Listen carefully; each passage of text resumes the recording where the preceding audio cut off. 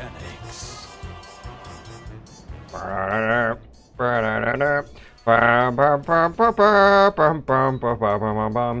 Okay, you guys weren't seeing it.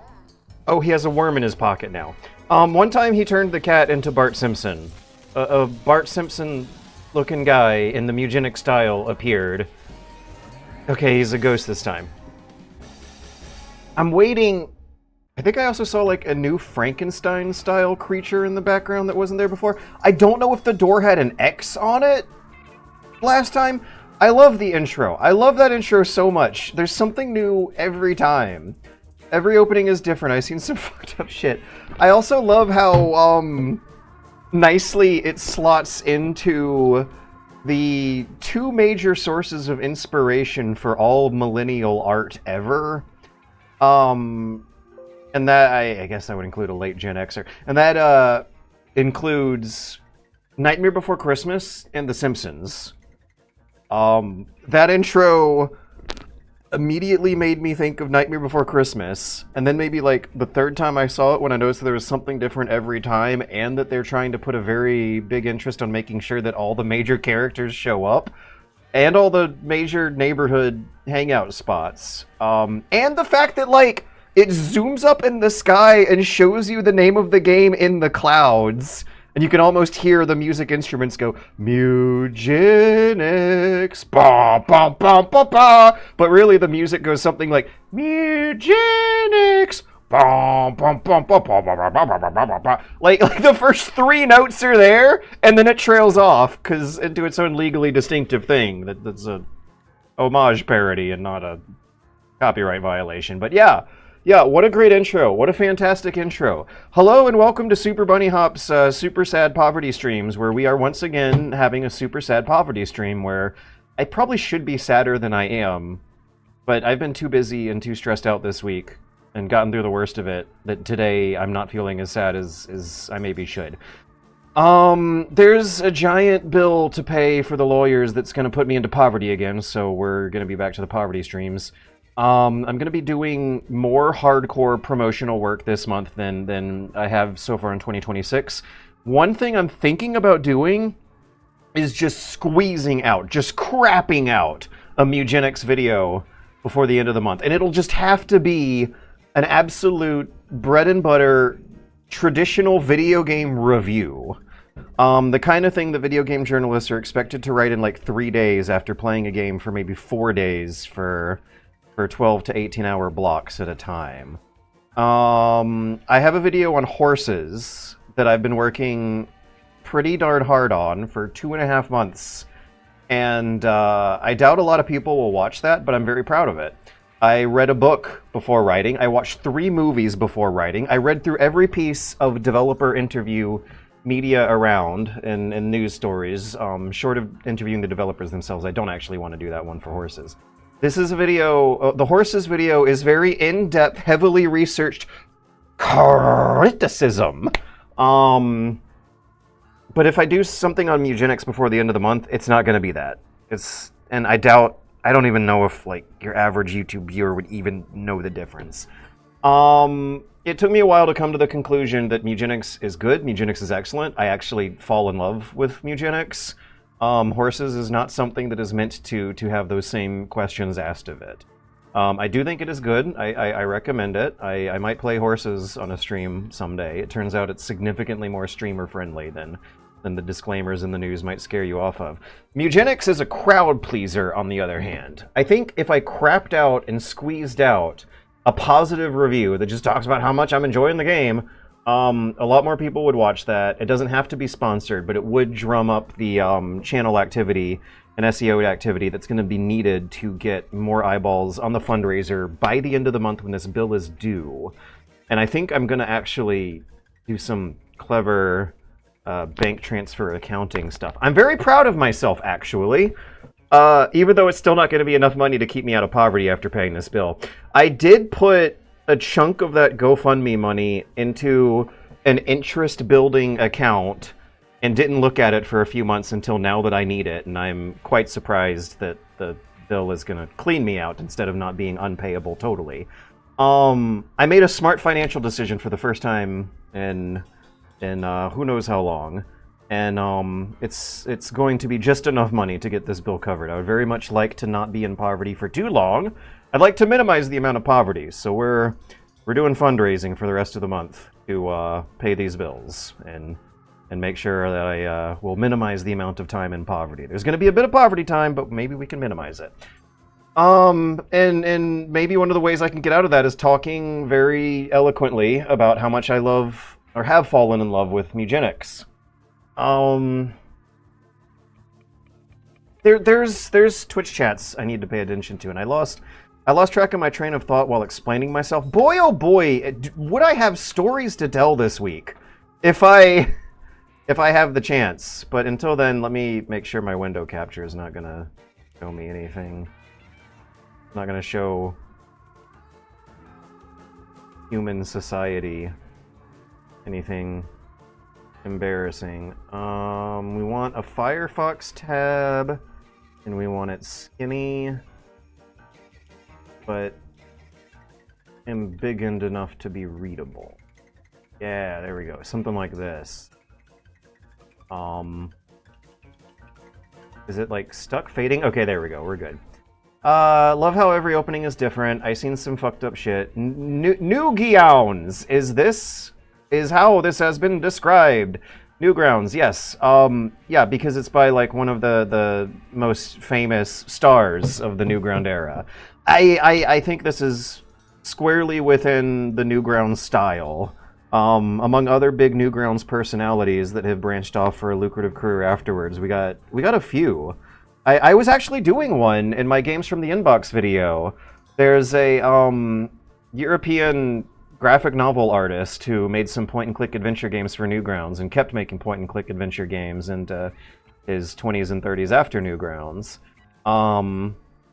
And now we're playing Mewgenics. I also can't help but think of like Aaron Hansen, Ego Raptor, like kind of sort of kickstarting a lot of YouTube video culture that I was directly inspired of when starting my channel. Yeah, when doing a history of internet culture, Newgrounds needs to be there. It absolutely is part of the conversation of this stuff. And I consider this game not only just well within the style of what Newgrounds art was intended to be evocative of, but I almost consider it like the pinnacle of that style of art form. Whatever school of game design that was popular on Newgrounds that, I shit you not, heavily influenced mobile game design itself for far more lucrative products, is at a much more artistically honest zenith here. This game can be played in a lunch break. It can be a very bite-sized, consumable product that you could play in a lunch break if you really wanted to. And it also is like harmlessly edgy. It's like about animal abuse. There's plenty of mean jokes. One of the characters is a flamboyant parody satire of like negative gay people stereotypes. But like there is also such like the suit that Afro Man wore to court. There is such an overwhelming aesthetic of unseriousness that it makes you kind of acknowledge the negative, the antisocial aspects of edgy art as a parody of what they really would otherwise represent. It's Newgrounds core. If there was such a thing as Newgrounds core art, this is within that target, right? Like Newgrounds has never been associated with like the internet edge that has caused real harm to people. They never developed a culture of like harassing people in person. They never developed a culture of targeting real people that weren't celebrities. They never developed a culture of like ruining some teenager's entire life because they posted an embarrassing picture of them being a furry while growing up or something. The level of damage that Newgrounds might have done to people is something that I don't think has been talked about as much as the level of influence and opportunity and good that has come from Newgrounds. There may have been some conversations that I'm not as aware of as the positive stuff, but what I associate Newgrounds with is teenagers and 20-somethings during the dawn of the internet learning how to harness the internet for artistic potential. And real cynical companies afterwards, like, mimicking Newgrounds stuff for more commercial success. Yeah, if you guys want to see a very important link in the chain of what typical mobile game design would become, as well as what Mewgenics would become, there's a Newgrounds Flash game called Toss the Turtle. It's like Angry Birds. Yes! Oh my god! Oh my god! Did Angry Birds or Toss the Turtle come out first? Angry Birds is a Newgrounds-style Flash game design for mobile phones that made a shitload more money, and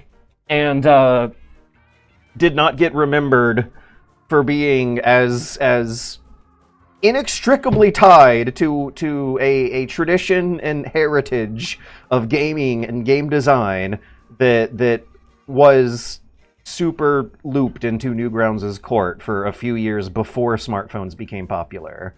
A lot of smartphone game design was imitating Flash game design, and Newgrounds is where the chain in that link is very, very strongly connected. Let's see what else I gotta catch up with. I think it's this music. This music just makes me want to chit-chat. George! How you been? I'd love your videos growing up. Talk about damning praise. George, you're an old man who I used to like when I was a stupid kid. That bike ride across America for Death Stranding was really inspiring. Would you recommend doing it? Yes, I would, if it's still possible, if it's still feasible. I don't know if it's feasible nowadays. I don't know if crime and economics have gotten bad enough to make a $3,000-something trip when I did it. That was 54 days long, and the worst crime I experienced was some guys in Texas stealing my bike in the middle of the night, and I did not notice. I was personally unharmed. Whatever belongings I had on and inside around the tent were still there.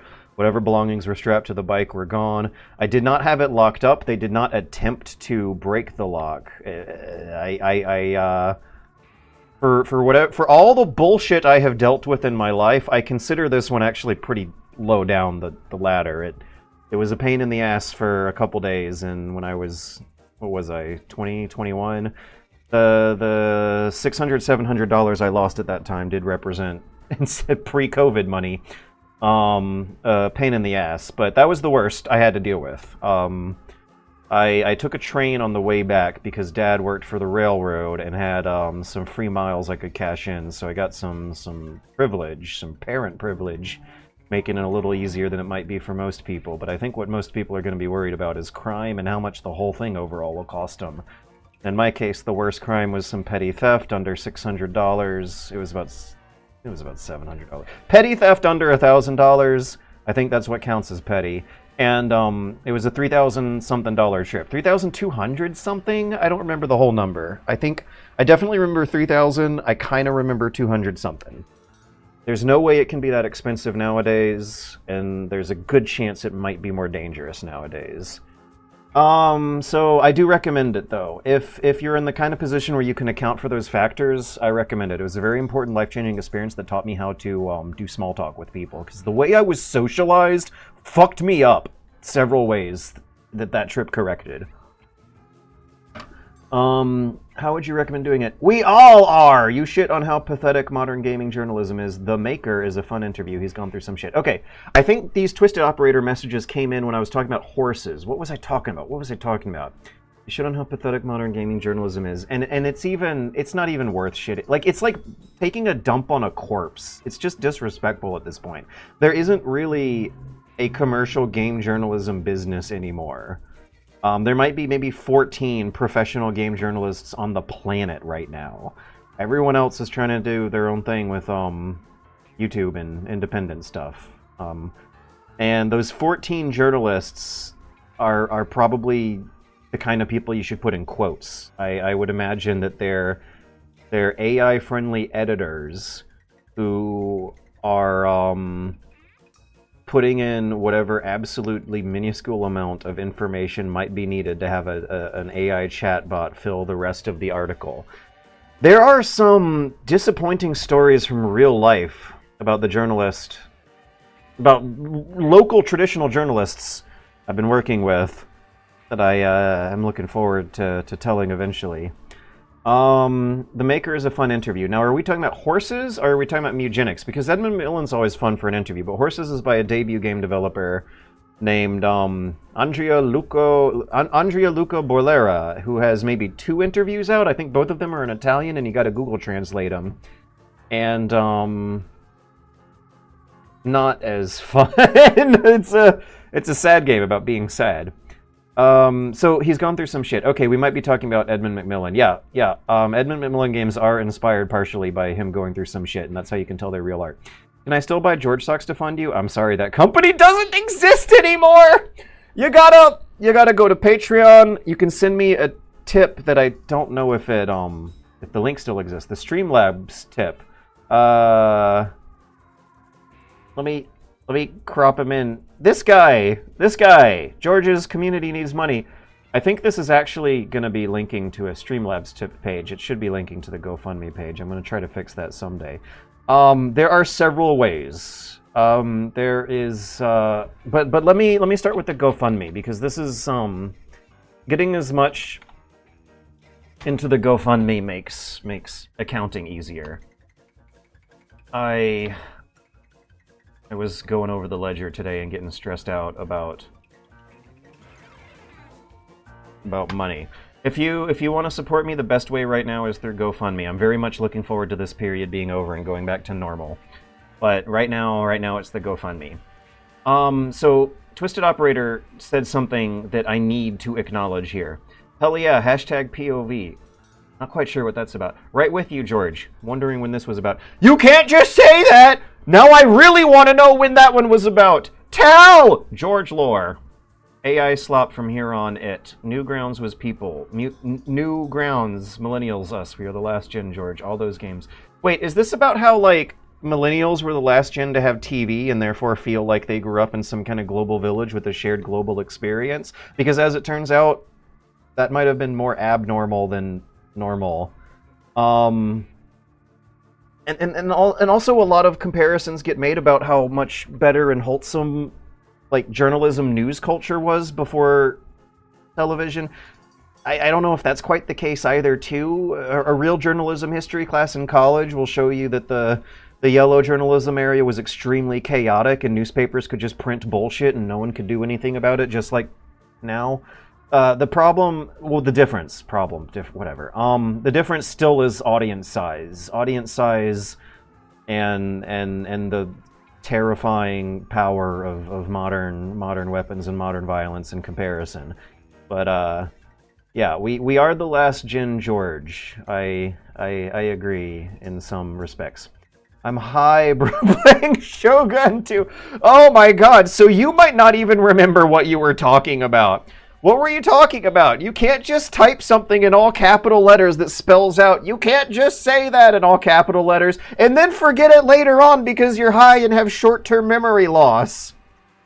I was in high school watching you. Sorry for my phrasing. Still love your new stuff. I'm sorry for my reaction. It was quite enjoyable. I was giggling at jokes. I was making jokes. Still love your new stuff, but a lot of it doesn't fall in line with stuff I'm personally interested in, but still great videos. Well, that's just growing old. Damn. and then I sent them the link to send me money. All of my nights I'm chasing rats. I'm now realizing that the game in question is not in fact the gacha game featuring normal girls who happen to have horse features and race, and is in fact some kind of Italian art piece. I forgot what about. Like an insight. Okay, we're actually gonna play Mewgenics now. I have interacted with the audience and begged for money, and now I think I should tell stories about my week while hang on, let me bring them. Tell stories about my week while going through a game that hopefully won't be so complicated it'll stop my speech in its tracks. I turned the music down when talking earlier, but it's so fucking good I don't want it to go down. But I might, for my own health, want to be keeping the music low tonight.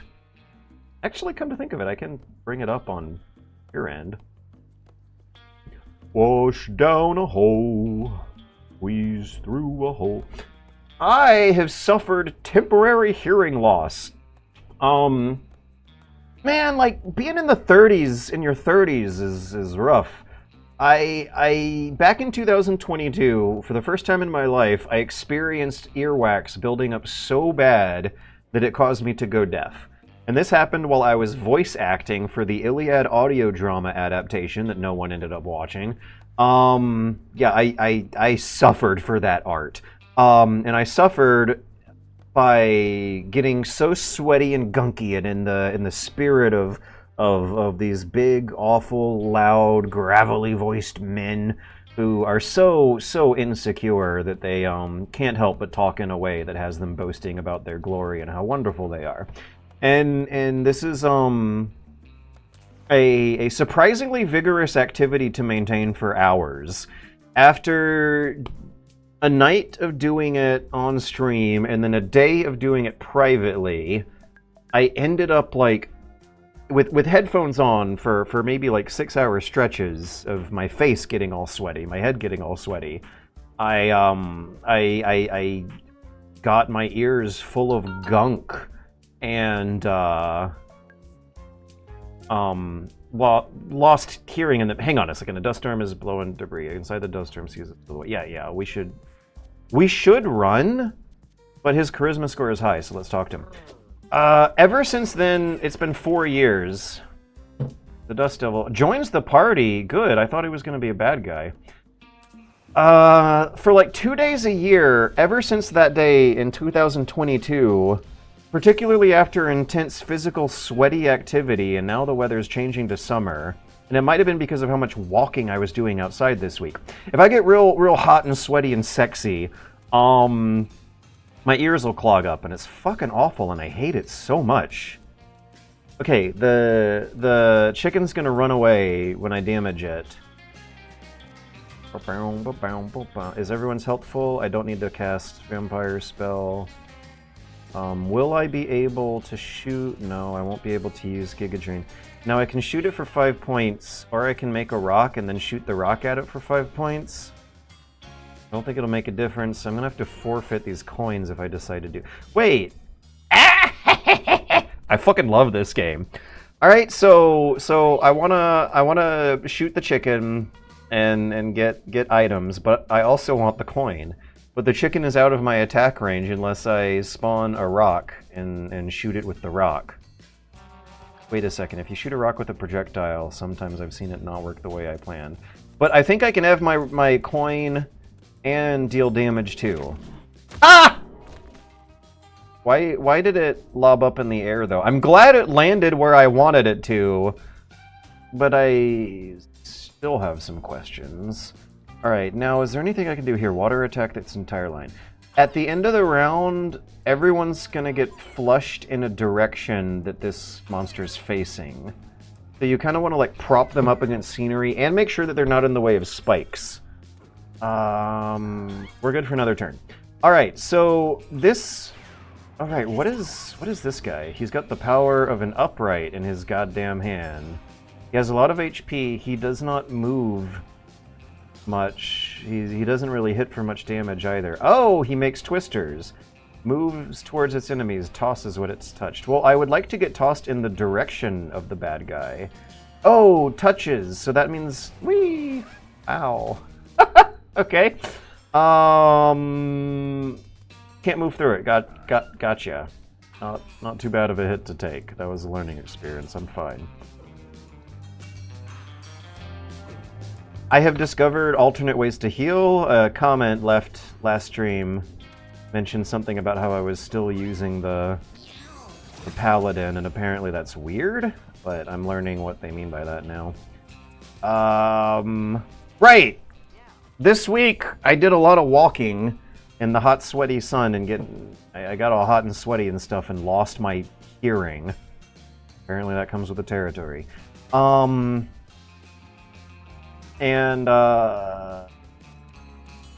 reason I was getting hot and sweaty is because my vacuum cleaner broke, and there are no vacuum cleaning repair shops in downtown Atlanta. You gotta go out to the suburbs for that, which meant that I had to take public transportation, and the bus ride was an hour long in itself, but the first time I took the bus there, I missed the stop because I was on the phone talking about my mom's situation, and I ended up having to tack on another 30 minutes to the journey for that. I also... Let's see. I took a lift to the vacuum repair stop, dropped the vacuum off, got Captain D's, went back home. But then I came back to get the vacuum. That's when I missed the stop, right. And then when I finally get to the vacuum repair shop, I realized that I forgot my fucking wallet. I am apparently liable to making very careless mistakes right now. And one very incredibly stupid mistake that wasted almost a day of work was when I went all the way to the vacuum repair shop and forgot the vacuum. I forgot my wallet. There were maybe 3 long-distance journeys to the suburbs of Atlanta using Atlanta's inadequate public transportation system this week. And my ears were already getting gunky before this stuff, but they were getting real gunky after this stuff. And the reason I bring it up is because I cleaned them out no more than a couple hours before the stream, and it feels so good. My ears are a little sore, they kind of hurt from all the cleaning. Should I be here? Yeah, I'll get a coin actually. I just won't be able to get a lot of healing done because I should have done it first before moving. Alright, now if I can stop talking, I'll be able to pay attention to the game more.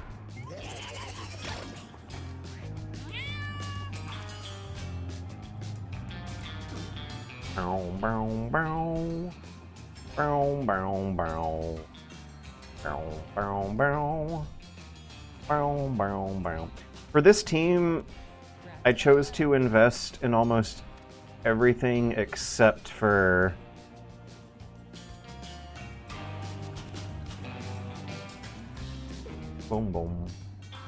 except for mobility. Everyone's got real good points for everything except for mobility. 1, 2. 1, 2. If we're gonna get splashed that way, we're gonna collect a coin on our way down. It's gonna be wonderful. I have plenty of mana to spend. I don't want to get close enough to use my melee because then I'll be sacrificing the coin. Ah, shit. I should have doubled up on the fire. 5, 6, 7, 8. No. Let's leave things here. Alright, now... My mage can do healing, but I should have done it before moving.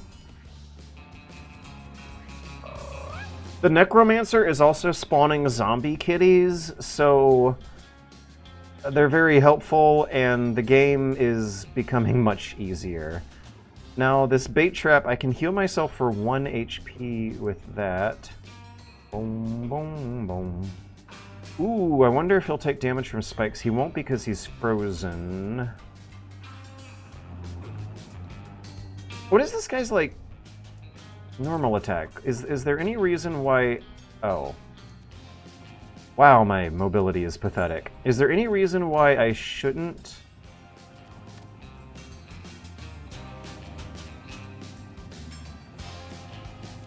Let's hold that thought. Why can't I attack... Oh yeah, I also have a cute baby that charms enemies, and that makes the difficulty curve go upside down. So these tornadoes might not really know what counts as an enemy right now. The boss is charmed for 2 more turns, and the tornadoes might just be going in random directions until then. Because so long as the charm effect is still active, the AI might not be counting it as an enemy. Boom, boom, boom, boom, boom, boom. At least I can get good healing done. Let's see, if I want to avoid the... Ah, jeez. Actually, might have more healing than I know what to do about. The Dust Devil causes more damage than I was thinking about.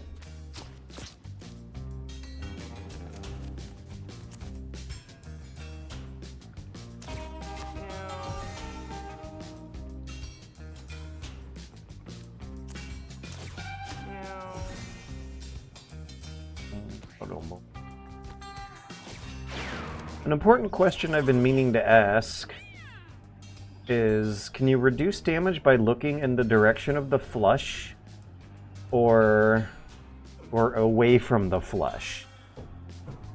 Because I could see it working both ways. If I was about to get attacked by a rush of toilet water in real life,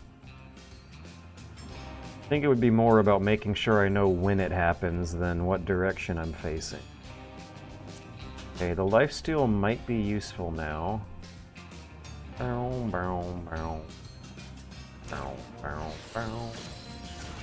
know if I should be going after the coins. I got 50 in my pocket. I want to get close enough to do Giga Drain eventually. Yeah, let's get as close as we can to it for now. And do as much damage. Ah, jeez. Adjacent enemy. Bum bum bum bum bum.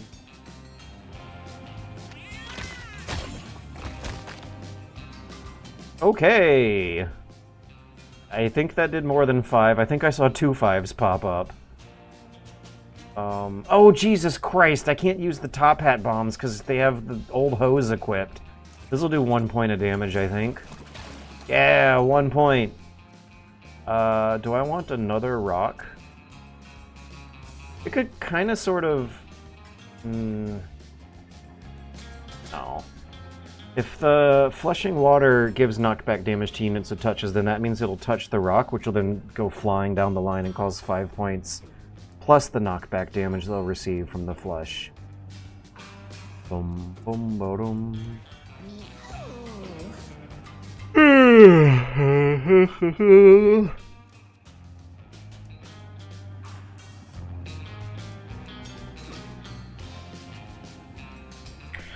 Let's get next to the pipe to try and brace herself against the pipe.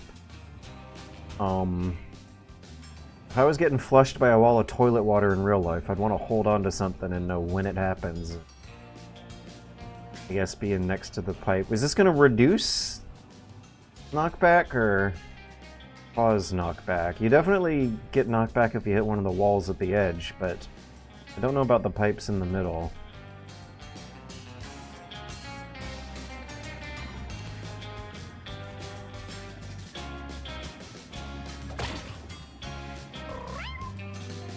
Boom, boom, boom, boom.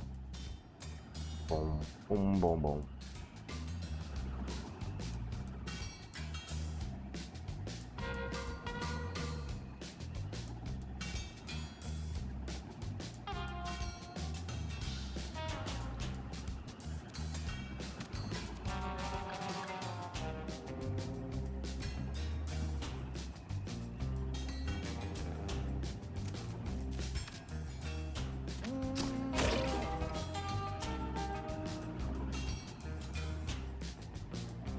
Is there no way to do this without damaging the zombie kitty?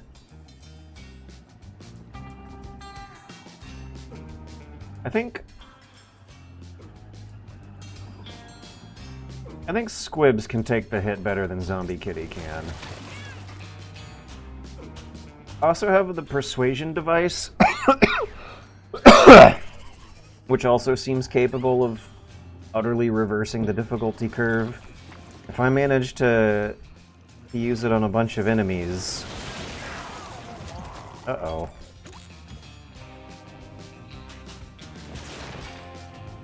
The persuasion device instantly turns enemies into friends and they join your team permanently. So that sounds very overpowering. That sounds hilarious, actually. X. Whoa, whoa, whoa. So many numbers popped up. I didn't really get an idea for what kind of damage happened. Yeah. But I should have been paying attention to Sora over here, who looks like they still took a big hit. Damn.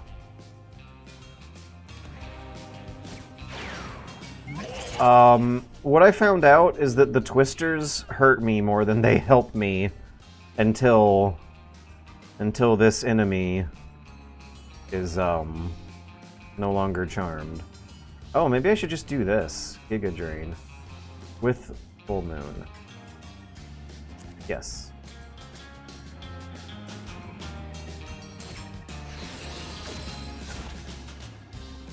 Do Giga Drain and then follow up with a Leech Shot.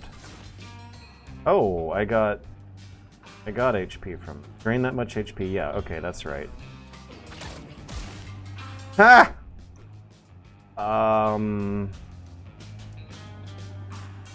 The vampirism spell might have been redundant, but we still got some good stuff done. Okay, also I kind of forgot that I got to pay attention to what direction he's facing for the flushing. Maybe one of the reasons I forgot is that we might actually be able to kill him this round. Alright, let's brace ourselves against this pipe.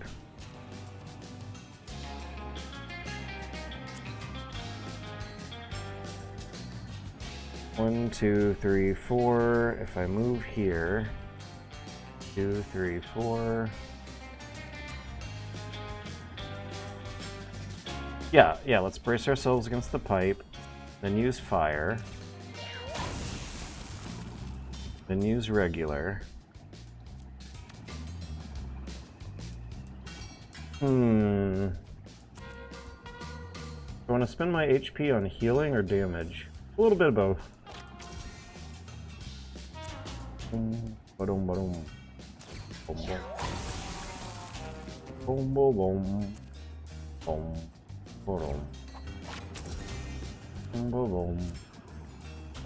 boom, boom, boom.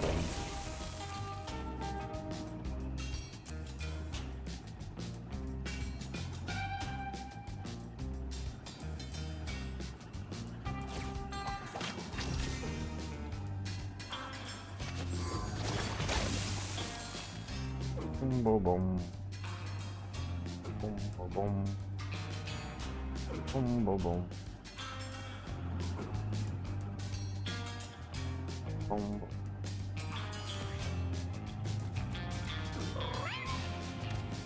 Clatter and clank. Nothing ever seems to go back from where it sank. Doom, doom, doom. Alright, if I'm gonna get flushed upwards that way, let's look at the direction the water is coming from and have a tile of a pipe to hold on to right behind us. Boom, boom, boom. And I'm gonna try to pay attention to Pearl in particular. What does Pearl's help do? Boom, boom, boom, boom, boom. Oh my gosh! Never mind! Oh wait. Yeah, never mind. It's fine. The dip is not gonna make a flush happen. No. Do we have any collecting to do? A clatter and clank goes from tank to tank. Wah! No coins. The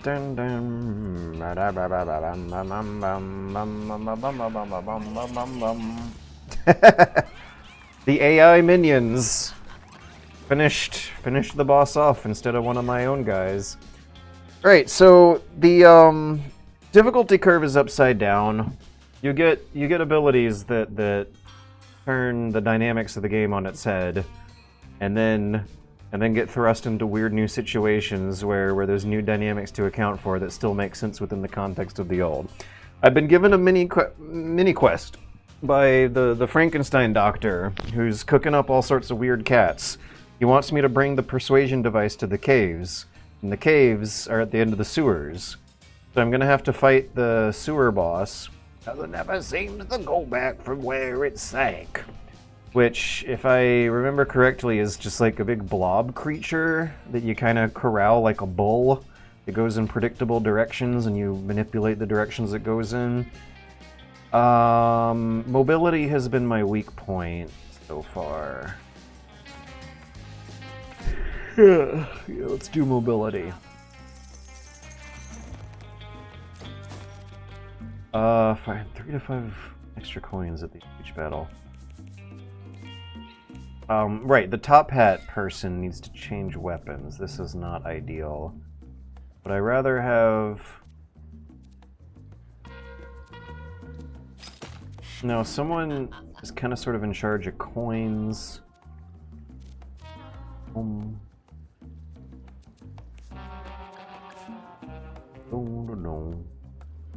want to make use of their strength, so I have them equipped with melee weapons because their actual basic attack is ranged. But they have good strength, and they have this sharpened claws strength power, so I want to equip them with melee weapons.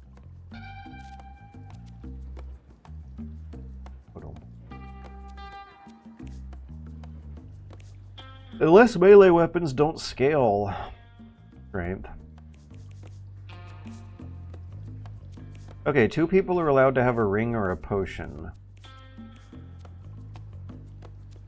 I have enough to account for them. Earl isn't gonna go anywhere fast. Look at that, 1 mobility. I'm doing this in sacrifice of the persuasion device. Okay, there's kind of a contradiction here with Pearl's stat sheet. Pearl has this Broodmother ability. Your familiars and units you charm gain plus 2 damage and 5 HP. So that seems like a good trait to pair with the persuasion device, where you're going to be gaining familiars and charming people. I have the charming baby equipped. This charms people. But their mobility is so low, and the persuasion device, you need to get within melee distance to use it. And they're a ranged character with low mobility, so they're probably not going to get range distance very often. And I like the old hose better than both other options, and I can't give... Would it be worth trading the bombs out for crit chance plus melee? No. The knockback on the bombs are too strong to be giving that up. I'll go shopping, and then I'm going to check on Twitch chat. Should I do mobility again? Speed.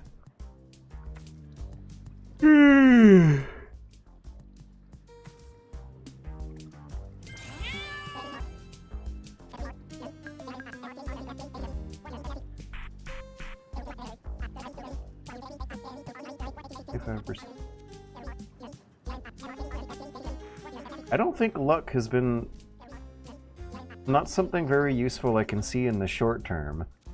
Unless I'm playing as a thief and have such insane amounts of mobility that I'm always hitting bad guys in the back.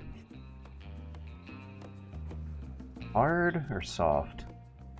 I think hard. My characters are full of blood. I think they might be able to handle the hard path this time. Okay, Twitch chat, did I miss anything for that run?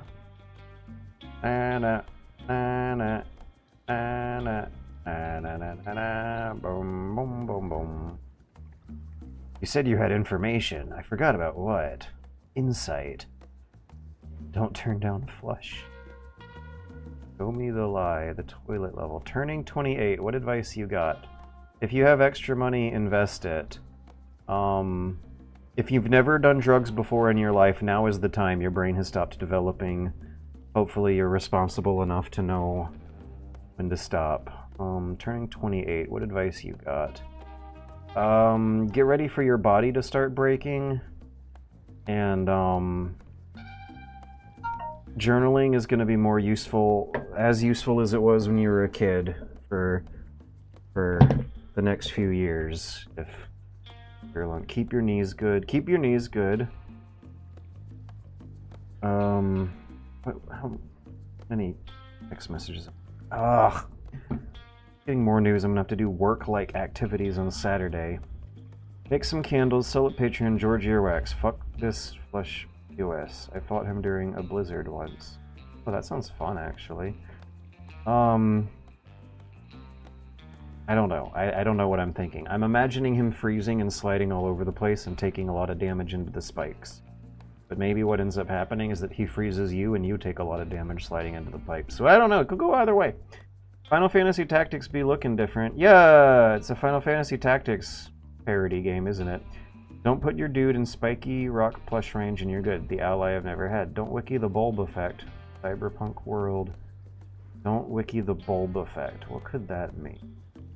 I hope you're not talking about the bulb of water that you use to flush your ears out after you got earwax drops gunked up inside them, dissolving and lubricating and breaking down and softening the earwax, because then you use a bulb and it doesn't feel good. It doesn't exactly hurt, but it does leave your ears sore for the rest of the day. And I would imagine that of all the things I've been doing for the past 3 years of my life, rinsing my impacted earwax out with a bulb might have bad effects. Are you telling me not to wiki those bulb effects? Use peroxide and lay to your side. Fine, perfect for ear cleaning. Feel those bubbles, breaking that shit up. Don't worry, the unsolicited medical advice from chat is the best. Don't forget August 7th, 2026, 3:24 p.m. August 7th, 2026, 4 p.m. by Star Wars God 27. What could this possibly mean? What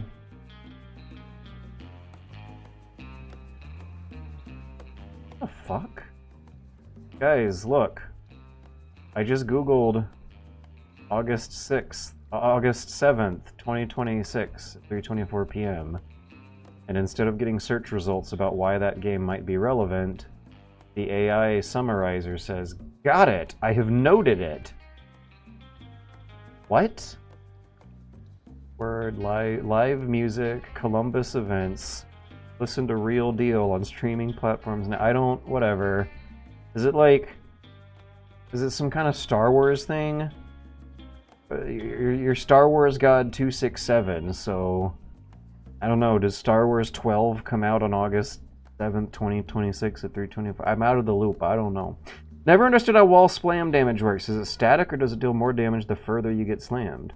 Hey, my dad could read or use a computer, but he taught me to put gas on an open wound.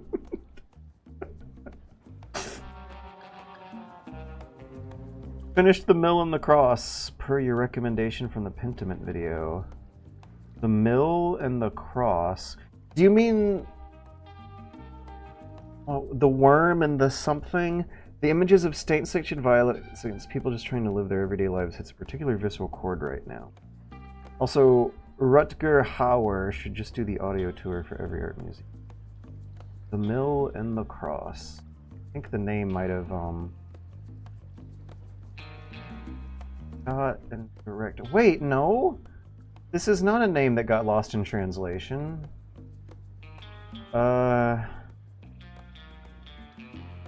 Oh, it's a Jesus movie inspired by the Procession to Calvary. It focuses on a dozen of 500 characters. Modern theme of Christ's suffering. Okay, there's a Jesus movie. I don't actually think I recommended this in the Pentiment video. The one I recommended was the Curious Case of Martin Guerrere or something like that. Martin Guerrere, and if you're saying it correctly, French style, the T is silent, so it's Marine. The Return of Martin Guerrere. Yeah, this is the one that I remember from the video. Was it you that recommended it, or Josh Sawyer? It was Josh Sawyer! Josh Sawyer must have recommended it! It clearly had a strong aesthetic influence on Martin Guerrere's art. I did not see the Mill and the Cross. I did see Martin Guerrere, and I thought it was wonderful. Very, very lovely night of art and culture movie. Okay, I'm gonna play this stinky, ugly video game about poop and farts and weird asshole cats. I'm glad I picked Bomb. The bomb will be useful. These enemies explode, and the chicken's charmed on my side. So is the little floater boomer. I don't want to damage the boomer. I do want to damage the boomers. I don't want to damage the floater. I do want to damage the boomers. I should probably stop talking. Diagonal, diagonal. Diagonal, forward. Diagonal, forward, forward. Diagonal, forward. Boom, boom, boom. I made a good decision in the menus. So happy I made a good decision in the menus. Alright, now 5. There's a big boomer next to little boomer. We got 2 different kinds of boomers here. Do I want to rock? Do I want life steal? Nah. Look at the turn. I should also befriend one of these. That's going to be a pearl job.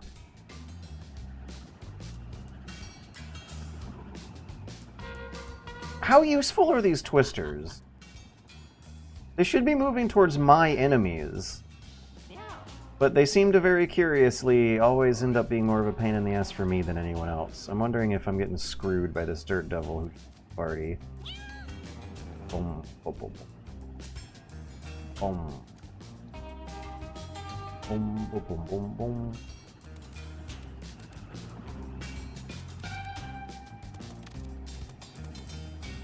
Okay, Pearl's job is going to be to befriend the big boomer up here. Everyone else's job is going to be to kill the bad guys. Oops! Fuck me! Ugh. Why even live? I made a mistake. No! Now they're out of range! At least I hit him with something. Lower their movement next turn. Okay, good. Big Boomer's got his back turned, but I think Persuasion device is so overpowered it's not really going to matter. He is not within movement range of Pearl, though, who might go through the tornado. Try and get to him.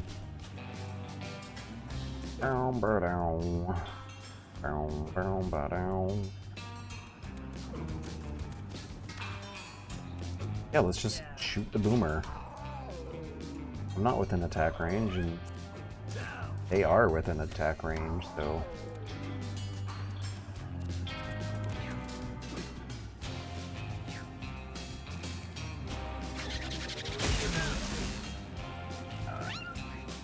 That was weird. Melee attacker that moves away. I didn't know that it would attack for lightning chain damage. That seems a little elaborate. Okay, the chicken and the dust devil are fighting each other. Should I go through the tornado? It might sling me closer to the boomer. Oh, it slung me away from the boomer. Should have gone around. Poop poop. No, come closer! I'm okay with him attacking the chicken, though. Chicken might be charming for now, but it's gonna have to go.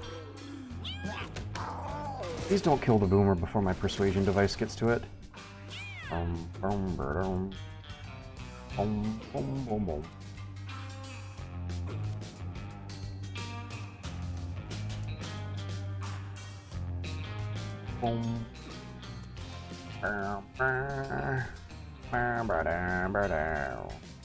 I'm gonna use Giga Drain on him. I want to make sure I have 8 mana or less. 12, 11 to 9, 8. I can spend 4. Boom, boom, boom, boom, boom, boom, boom, boom, boom. Bottom, boom, bottom, boom, boom, boom, boom, boom. 5, 5, 6, 7, 8. Let's do that.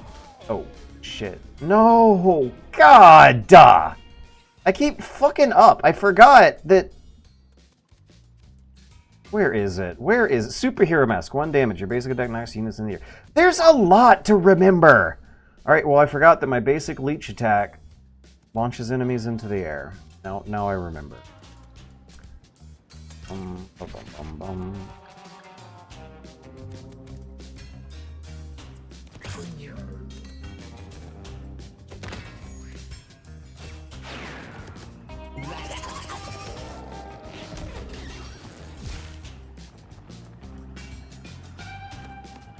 Wrapped it all up.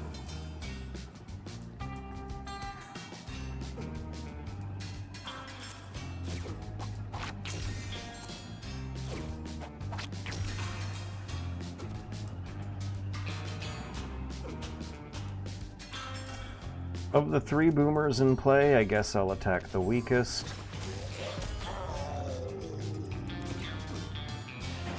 Thank you!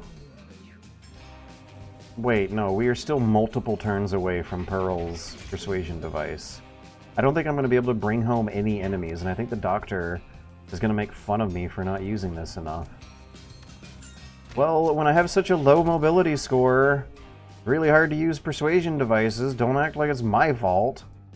We can get the coin. Now I'm mad. I'm winning the battle really good and I'm mad. The game is really easy and I have a bunch of overpowered abilities and I'm mad about it. Blah, blah, blah, blah. I'm not going to be able to persuade this floater by the end of the match. I'm going to get killed.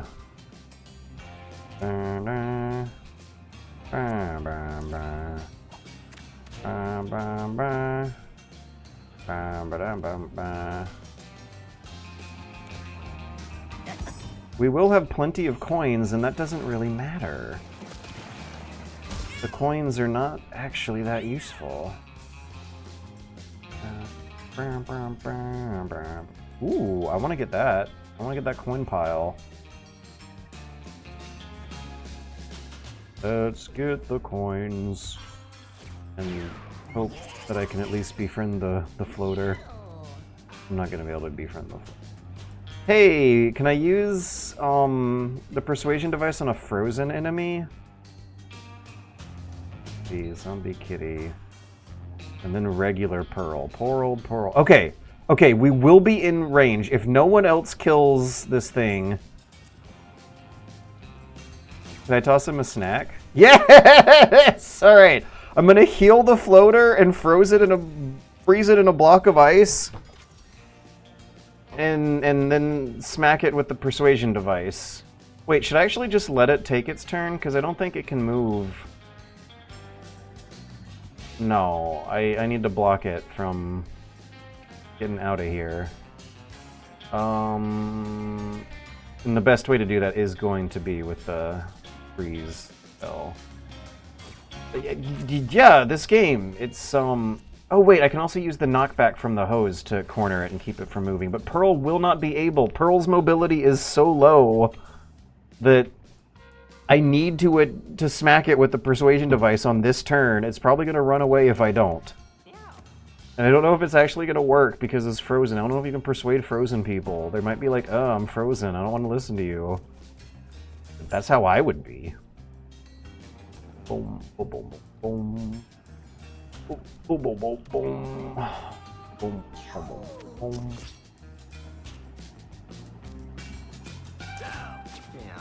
I get rid of that tornado.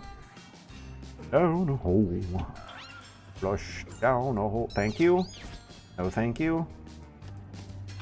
At least Pearl and whoever the mage is, Sora, will have the floater. Okay. No, it didn't work! Is there a way I can thaw it? No.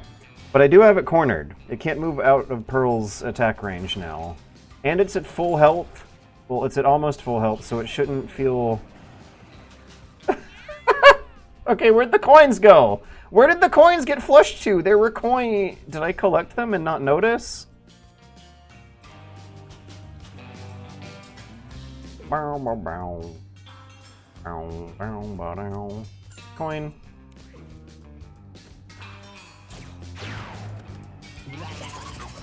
I saw the tornadoes infighting. That was very amusing and I laughed. And then something else happened that I had to pay attention to. Down, down, down. Bow, bow, bow. Okay, now cross your fingers that it does not run away as soon as the ice thaws. Oh, good. It skipped its turn entirely. I'm still not entirely sure on how much option... No! You fucking asshole. I was telling you over and over again not to kill that poop and how I was trying to protect him. I was trying to protect my enemies. That's how gracious and sweet I am. Yes, please. We're definitely picking mobility. Okay, guys, Twitch chat vote. Now's the time. Do we go after the cardboard box, or do we go after the treasure chest? Or do we go after the cardboard box, or do we go after the treasure chest? Which one? Which one? Choose. Vote with your wallets. This is the most important election. While we wait, where did I leave off at? Right, Josh Sawyer was the one who actually recommended the movie. I do recommend you watch Mill in the Cross. Beautiful piece of slow cinema, available to watch on YouTube. Let's see how long it is. Boom, boom, boom. Boom, boom, boom. Boom, boom, boom. Bow, bow, bow. It is... Wait, 96 minutes? That's it? Oh, that's nothing. You, oh, you think that is slow cinema? Well, someone... I'm usually used to these things being 3 hours long, and that's what I got to account for. But I did watch the 1927 Napoleon movie that was 5 hours long, that has an 8-hour-long director's cut that got lost to history, I think. I do like treasure chest box. Well, we got a tie. Who's going to be the tiebreaker? The majority of 3 here. All we need is one more vote. One for treasure chest, one for box. Okay, Smile. Wait, that's also Turtles AW. You can't vote twice. I'm looking at your voting records here. And, the ghost of Ronald Reagan would be very sad to see you attempt to vote twice. Wait, no, that's not cool with the kids these days. The ghost of Barack Obama would be very ashamed if you committed voter fraud. Come on, one. We just need one. One vote only is what it's gonna take. Maybe one of these guys can sacrifice their antenna for a crit chance, or their melee attack for a rubber bat. No, they should not.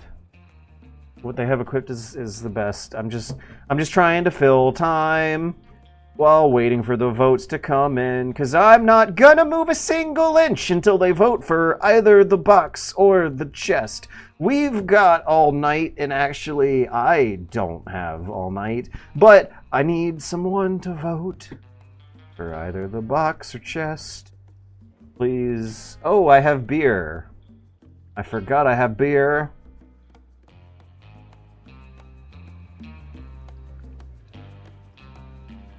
Oh yeah. That one's gonna bubble me up down inside. That was a big swig. I can't believe how long this has taken, guys. We got a treasure chest or a cardboard box. The choice could not be more obvious. And you know what it is. I just need you to pick. Boom, boom, boom, boom, boom, boom. Boom, boom, boom, boom, boom, boom, boom, boom, boom, boom, boom, boom. Boom, boom, boom, boom, boom, boom, boom, boom. Boom, boom, boom. Let's what's something that we can do while we're waiting? Right? If we're not actually gonna vote on whether or not we're taking the box or the treasure chest, there are other ways I can fill everyone's time here. You know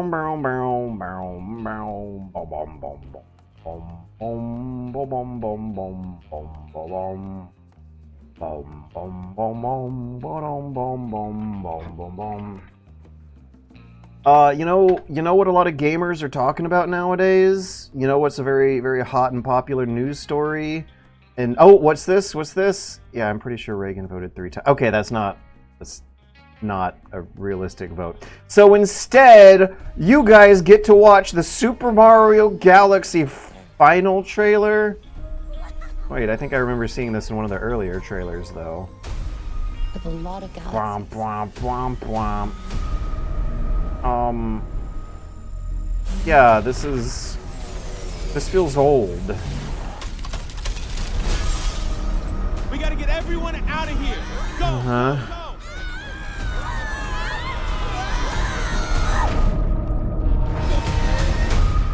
Mamma mia.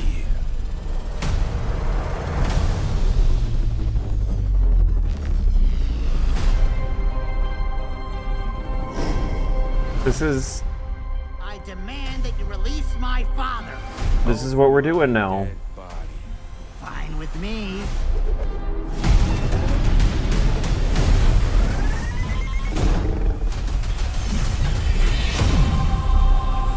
When's this over? Got another 60 seconds.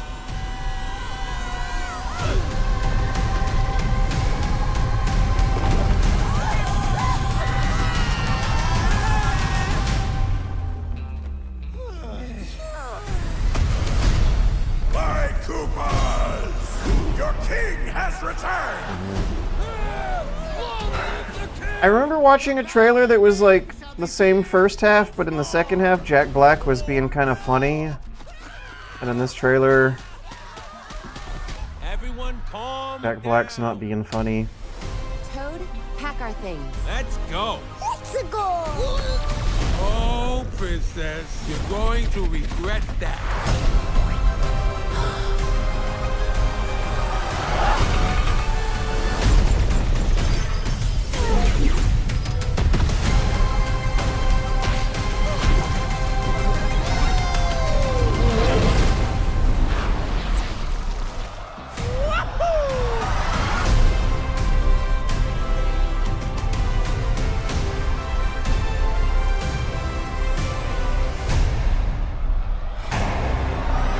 Hello, maggots. That looked meaningless. I felt like my goosebumps were like forced from me, like my body was being violated. I felt nothing, and yet goosebumps were happening anyway. When the music was swelling to be a recognizable Mario theme. But there was no like characterization there. I remember seeing a trailer earlier where Jack Black had a funny comedy routine involving a dollhouse. And that was just good guys get attacked by bad guys and fight. Looked boring. What's what other boring things are happening that are less exciting than casting a vote for a cardboard box or a treasure chest? I mean, come on! Like, how much is life imitating art right now? You guys have a choice between voting for a cardboard box or for a treasure chest. And no one is it's got to be one or the other, or else the stream's just going to be stuck here for 9, 10, 11, for 2.5 hours. And don't think that I won't. When it comes to improvising ridiculous stream gimmicks, who knows what... Do you not remember when... Show me the box. Okay, chat... No! I know nothing about this game. But this means we're still tied! We got one for box, one for chest. And then I was waiting for the tie-breaking vote, and it came in at the exact same instance. You saw it on screen. A tying tiebreaker came in at like that was less than a second. It was less than half a second. I think there was like maybe 1/10 of a second delay between the two. I'm gonna count it as instant. You guys might as well have pressed the button at the same time, and what I saw on my end was just lag, latency. I will solve the impasse. Both are good. Yeah, this is. And then this fucking thing happens where you have a very obvious choice between a cardboard box and a treasure chest. And not only do the people not want to vote in the first place, but you get these guys, Super Scoot, who's like, oh, I'm so smart, I can solve every political issue ever. Both candidates are bad. No, chest is bad. Thank you. Okay, that's a tie-breaking vote for chest. Oh, it turned out to be a toilet with ashes inside. Do you feel good about your vote now? Blessed ashes. We put on... It sounds like someone's human remains to absorb damage in battle. Especially more damage if our HP is 3 or less. Is anyone going to be in that situation soon? Pearl might be in that situation soon. That sounds more useful than coins. Oh wait, that's glasses? Oh my god! It's an Ash Wednesday thing. These aren't human remains. This is a magic ritual. Yeah, when I was a kid and had a parent, when I was an ignorant child with an ignorant parent who believed in magic rituals and monsters and stuff, they do the Ash Wednesday thing. So okay. Thank you. Whoever voted for the treasure chest that turned out to be a toilet with ashes inside, you did pick the correct choice. Now is anything else? No. Yeah, that's all we got to do there. Moving on. I think the hard path is not actually that hard. You get 2, like, meaty, satisfying battles that really feel more like medium difficulty battles than they do hard difficulty. Alright, so whether or not this turns out good or bad, I think has to do with your stats. If your stomach is good, it's going to be good. If your stomach is weak, it's going to be weak. If your stomach is weak, you're better off ignoring. Wait, take. Okay, that might be interesting, but I don't have a faith in my luck score for that. And I get a warm, fuzzy feeling. Got 1 charisma. Cool. Oh my god. Oh my god! I've never seen this encounter before.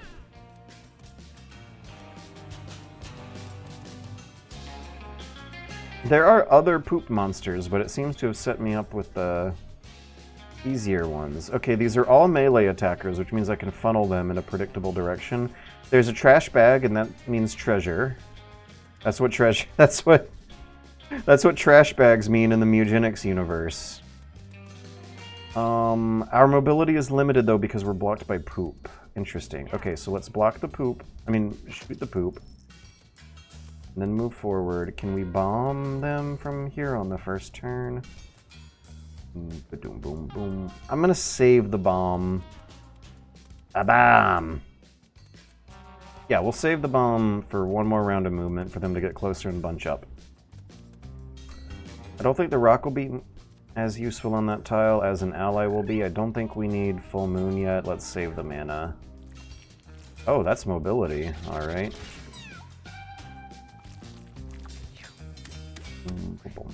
Okay, the knockback from the bomb is gonna be very helpful because of those spikes there.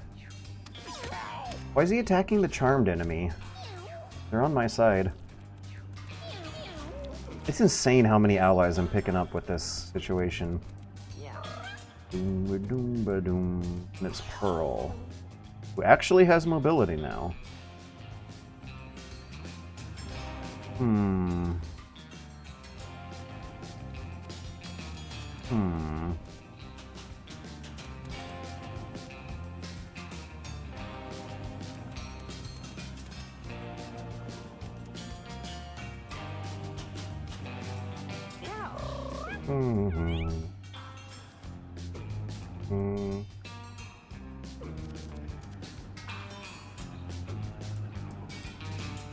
There's a lot I could do this turn.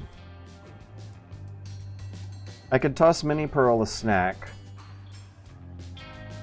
Or I could use 2 ice spells in 2 different directions. But I don't want to. I don't think I got good targets for that.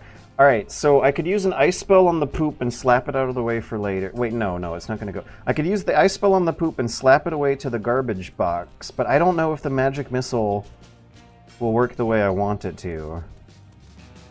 Sometimes I've seen the projectile attacks not smack items in the direction I want them to go. Since there's poop blocking my path, can I burn the poop? Yes! What good did that do me, though? Besides knowing a coin is now there. Let's toss Mini Pearl a snack. Walk forward 1 tile and get the coin. And then kill a tiny little pointless enemy with 1 HP.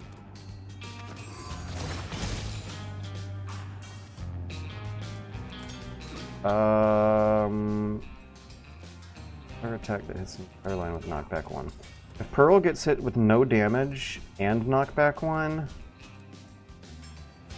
that's gonna put him in a closer starting point to the bad guys I want him to be persuading later on. When we're in the thick of the melee, I'm hoping to slap one of them with the melee that will very, very soon be cleared out with things like bombs and spells. I wanna get a poop friend. Okay, we're gonna try it. I hope he doesn't hit the spikes. Aha!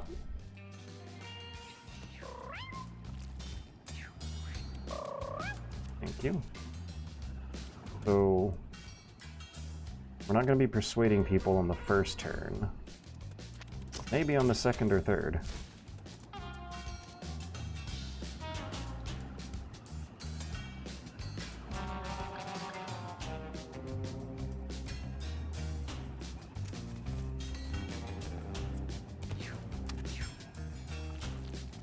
Ooh.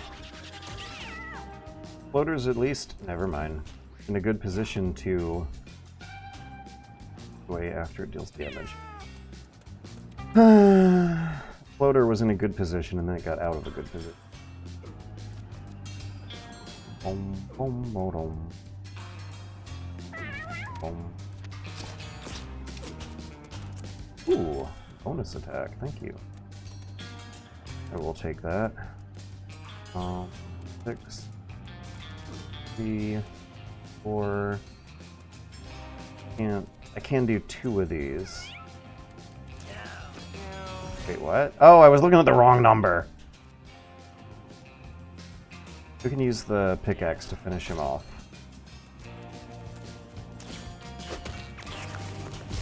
Which hits for 2, which is not very high. It can be useful to convert a ranged character into a melee character like that. Charm Turkey is no longer charmed. They are taking damage. We need to kill them quick.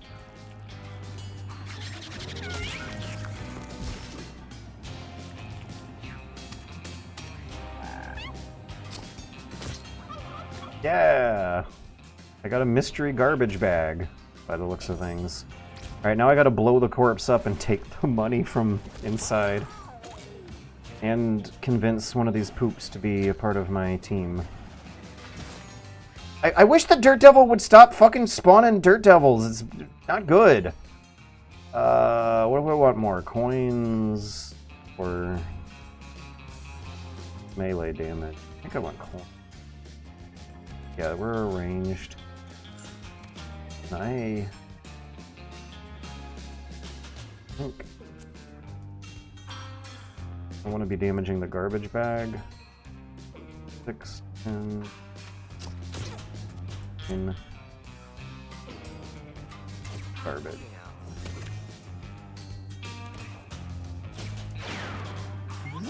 Yeah, Dirt Devil got him for me. Wait, how's he still alive?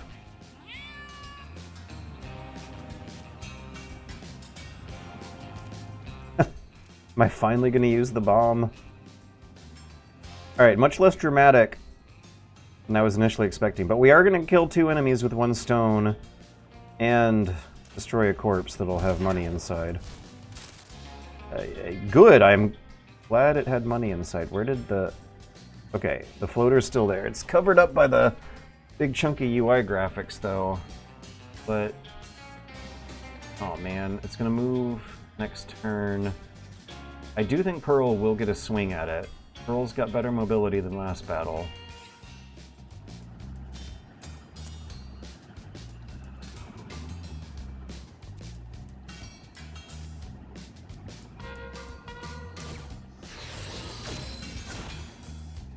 Does Mini Pearl go?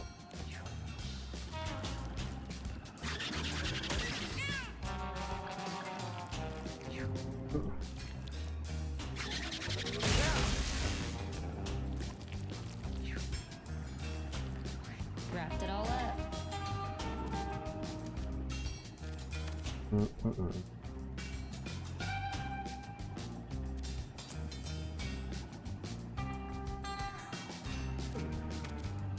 I'd like to cast... I should have used the hose for that. I'd like to cast a fireball on this square. And get the coins, but I don't think you can get everything you want. Okay, I can cast this on a diagonal, so... There. That's a lot of coins.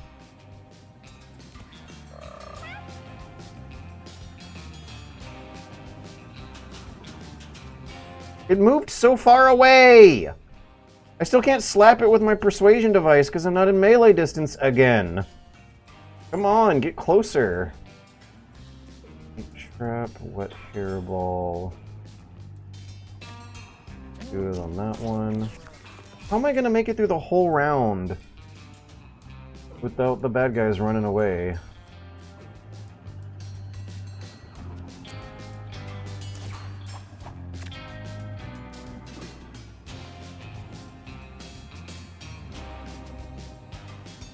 I should have thrown the bait closer to me. I keep making mistakes.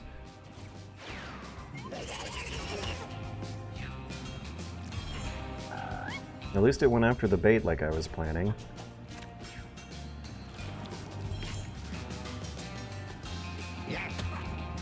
I want the 16 HP floater.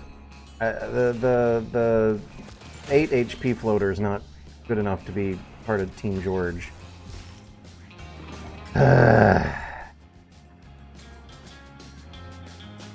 Alright, it's gonna move again, and I hope that the next time it moves, it's gonna move closer to Pearl, but I'm not getting my hopes up.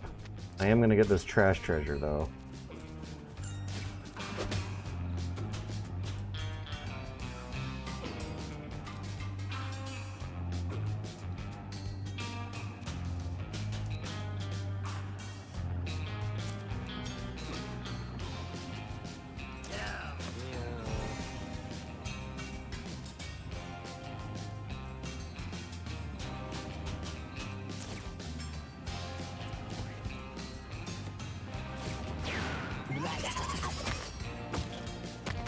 What was that?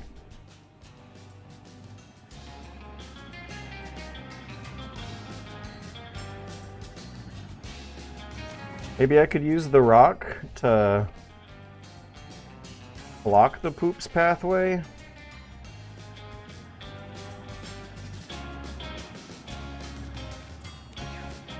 Yeah, come to me, and then it's gonna go away again, but maybe it'll... No, it's going back to the... Well, there's no way we're gonna get it in time. It's gonna run away. I got 3 coins to grab. No way to grab 2 in one turn. Delete. Oh, there were 2 on that spot and I missed it! Okay, now what's going on here? The bait might be useful. The twister is not gonna be useful. If anything, I'm wondering if the twister is gonna... Can I use the persuasion device on the twister? I don't know. Been complaining about the twisters this whole time. I don't want a twister permanently on my team. Huh. Oh, it didn't do oh my fucking god. Oh my fucking god. Well, we're gonna have 1 minion to bring to the boss, and it's one that I did not persuade on stream. Oh, this one's useful. This spell gains +1 damage each time you cast a spell. And this is a wizard character who's going to be casting a lot of spells, so after a little while it'll have a lot of damage. Melee attack that instantly kills frozen units. Used on a boss, it instead deals 15 damage. Oh, shatter! Yeah, well, that's right, we got a mystery trash bag. On a random pickup on an adjacent tile, 5% chance to break. Random pickup? Okay, so that means healing or catnip. I have full HP. Old can. Let's just do it again! We want more!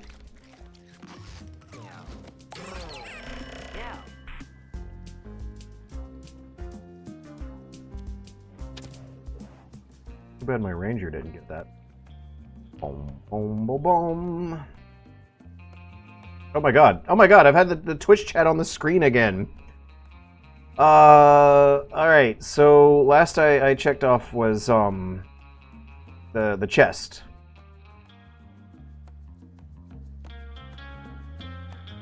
Hang on a second here.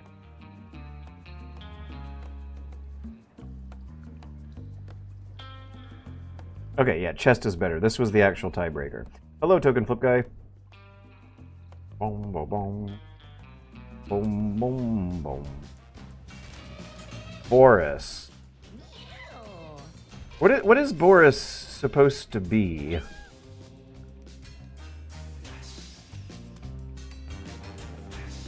What kind of creature is this? Like a naked mole rat, but with obesity or something like that?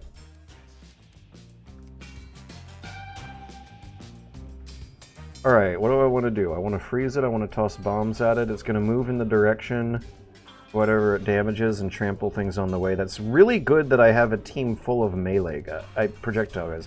1, 2, 3. This might be really easy. 1, 2, 3. 3.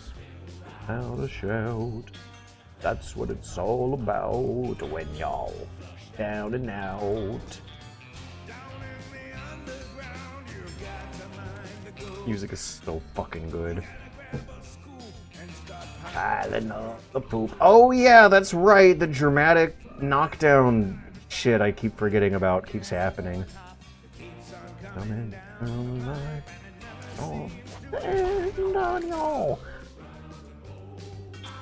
Flush to a hole.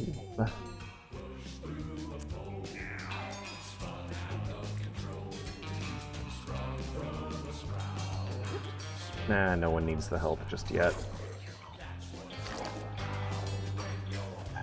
Down and out. Entertain. And nothing ever seems to go back from where it stank. We're stationed where the only mode of transportation. Form of flotation. And it's no vacation. Alright, am I gonna have enough? No, I'm not gonna have enough. But when I have, it could be as soon as next turn, actually. When I can get close to the enemy, we can, freeze block. Excuse me? Oh, man. If this guy's immune to freeze. Dash. If this guy's immune to freeze, it froze the water, but not the boss. Then I might have to forget everything I was just getting excited about.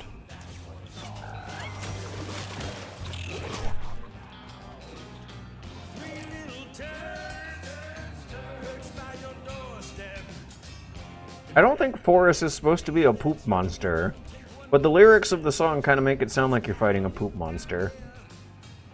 Everything was the same, just another number. And number 2 is your name. Let's just zap him with magic. Get him away from the pigeon. The pigeon's gonna give him an attack. The pigeon has damage increased by 4. Holy shit. The pigeon is gonna be my most useful friend. Boom, boom, boom. Boom, boom.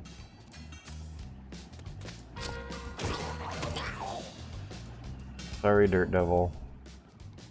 I wonder what happens if you try to charm bosses. It doesn't say, so I'm tempted to experiment. Do I have the help for that?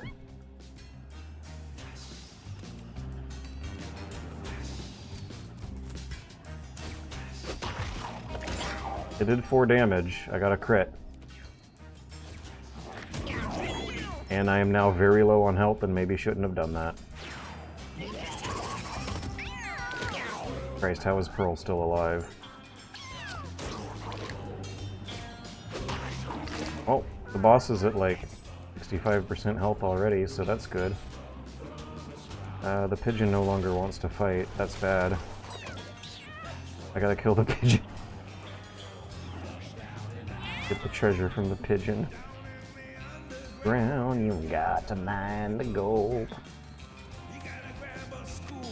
Start piling up the poop.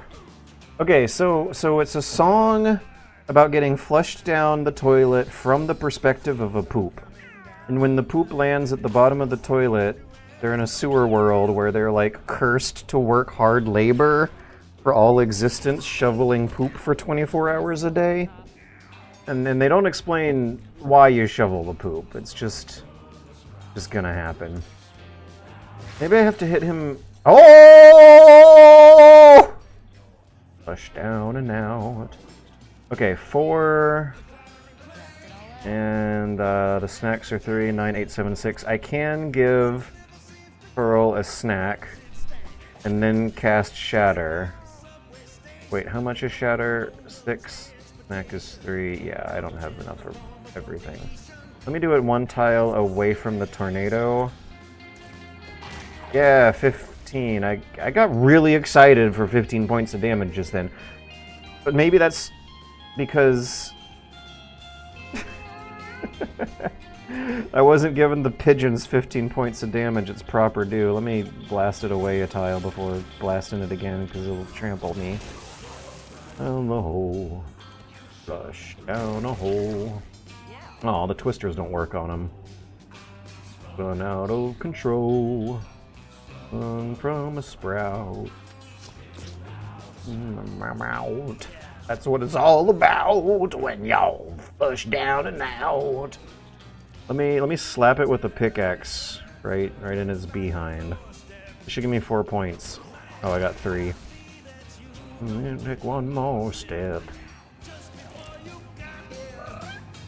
It was always the same.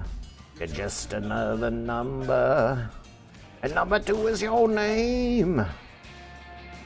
Down, but down, down, but down, but down, down, down.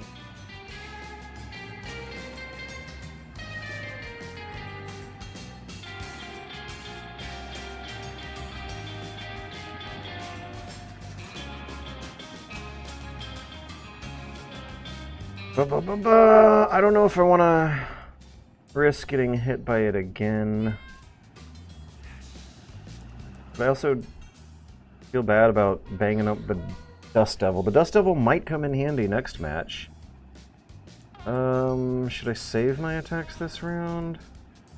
Because we got it. I'm more worried about the damage I'll accidentally cause to my allies. Boris hits for 0, but tramples you for like 5. He doesn't hit for 0, he has a trample attack that hits for definitely more than 0. Pearl was in a bit of a jam, and if I attack, if I get Pearl to attack from an angle, it keeps the other allies relatively safe. It will be putting, wait, actually, yeah, maybe I can do it from here. Wait, why can't I attack? Why can't I attack? Why did it go dark? Why did he go that way when the damage came from his right? I did a lot of thinking to try and... No! Oh, it only hit one of them. I did a lot of thinking to try and avoid exactly what just happened. From 9 to 5 and 5 to 9 again. Just down the pipes and they're never gonna end. Turns out I don't know lyrics as good as I thought I did. HP is mostly fine. Let's give it a shot from the behind. That's what it's all about. Yeah.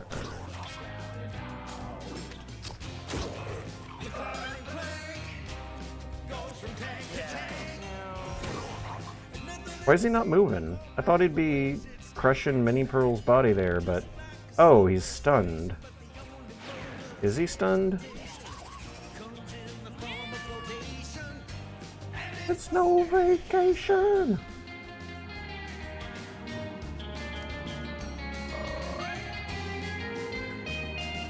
Oh god, that was stupid.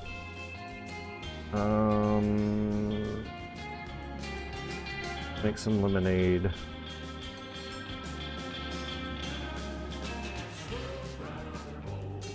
Yeah, give it lifesteal for 1 turn. I will be dealing more damage than I think it'll be dealing, so I don't think it's gonna do that much of a help for it.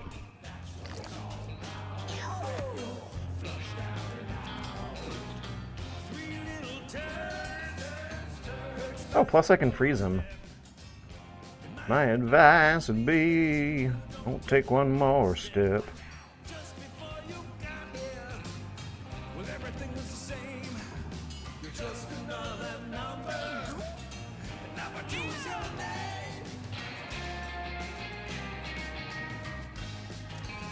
Alright, let's use Magic Missile to bring it towards me. Yes, thank you. Now let's use Fire. Now let's use another Fire. Oh, it's gonna take... No! Now let's blast it back with the water.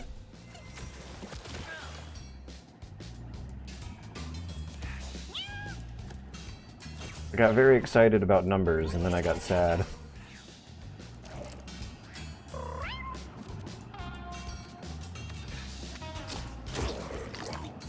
He's going the wrong fucking way. There we go.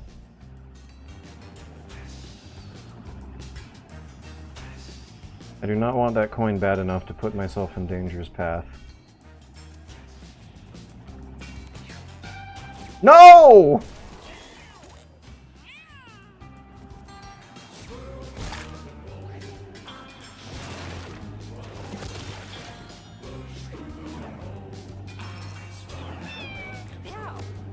Oh, how nice. The tornado tossed the coin within grabbing distance of me. Okay, Pearl needs healing. Fucking again. That's new. It's Tuesday. Pearl needs healing again. Island up the poop.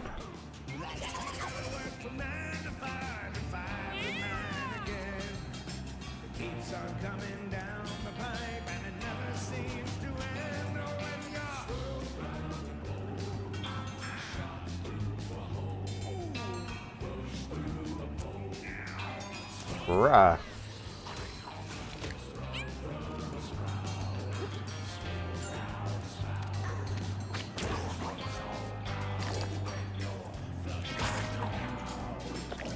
Squibs' basic attack is, I think, the most useful one I've got in my party right now.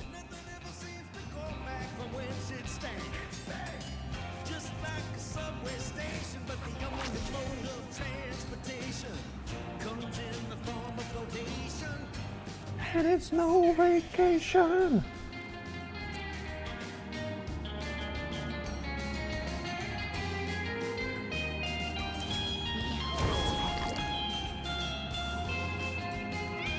Okay. He's gonna knock me back into a healing item. Oh, for fuck's sake. Okay, he's gonna take 7 points of damage next turn. I'm not gonna spray him with a water attack. Wait a second. Sora needs healing. That's not the usual. Sora has snacks, but no MP to make snacks. 7, 3. Okay, good. We're alive. My advice would be to take a step. We keep it alive? No, we should not. Sora's in too much trouble to keep it alive and try doing the silliness of coin collecting or whatever. But Sora will need healing early in the next battle. Sounds useful. This sounds fun. Absorb soul. Down an ally. It doesn't get injured. That does not sound fun. Range 5 and steal their mana. Mana's not worth it. We generate lots of mana anyway. We're very charismatic. Well, we start with a lot. We're not worried about mana. Earlier, destroy it. That sounds like it would be useful if I was building up a army of familiars like I thought I might be with the persuasion device. We'll do debone because it's funny. If you have no weapon, equip a bone. Okay, so we're gonna begin battles with bombs and end battles with bones. It's gonna be kick-ass. Art and adjacent unit. That one. Oh, that sounds useful. Is that gonna be more useful than the bandage? Ooh. Might be useful for squibs. Yeah, let's give it a squibs.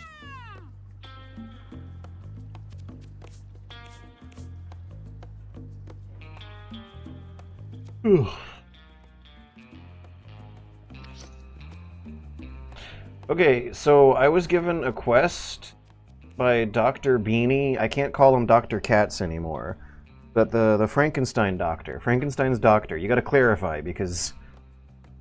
You gotta clarify whether or not you're talking about Frankenstein's monster or Frankenstein's doctor. Because the mad scientist who makes the zombie creature is Dr. Frankenstein. But in the century...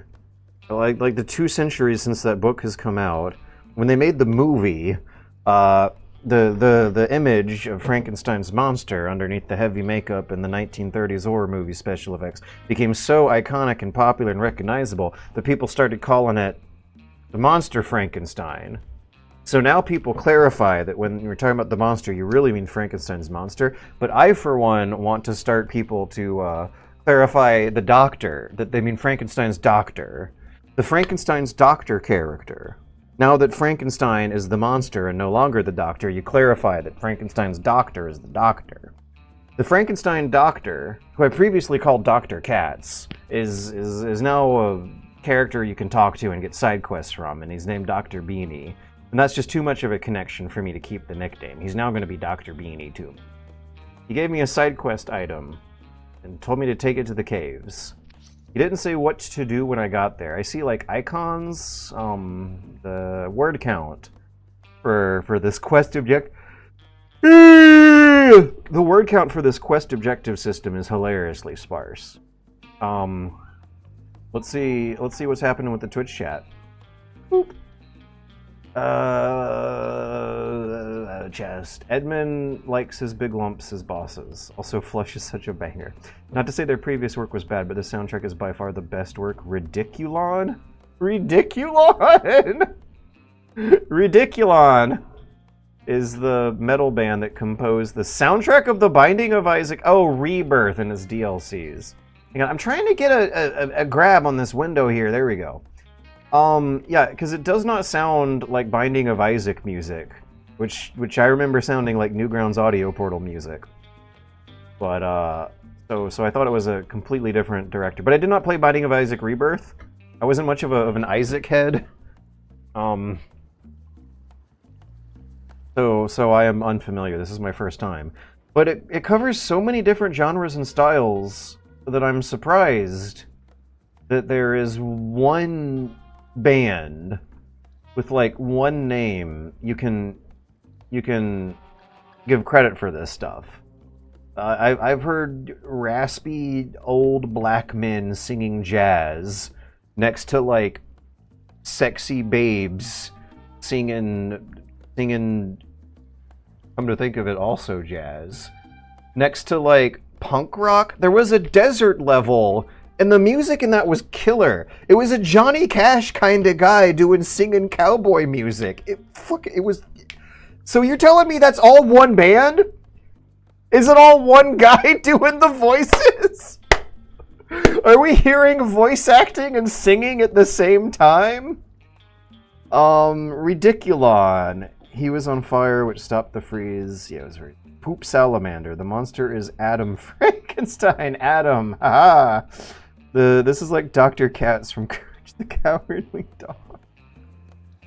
The monster is Adam Frankenstein. I like that. I need to read the book someday. No one said a bad thing about the book. Apparently it's a really, really good book. Whether or not you invented science fiction with Frankenstein is an argument that I'll let Twitch chat have down. I gotta go to the caves. My health is not perfect. Sora needs healing. Giblius needs a snack. I gotta complete the caves to bring this party of cats home. What happens if you abandon the adventure? I don't know, don't tell me. Don't feel desperate enough. Oh, lightning. That's new. I do not remember that lightning before. Alright, now what's supposed to happen to the persuasion device down here? And can I please persuade more enemies before we get to the boss? Because I would very much not like to get my ass kicked by the boss. New enemies. Bats. I have never seen bats before. I have seen brain drains before. Melee attack and fix confusion. Never mind, I have seen bats before. There's so many enemies who are charmed. Oh, can I bring a brain drain with me? Okay, what's a pearl? Pearl.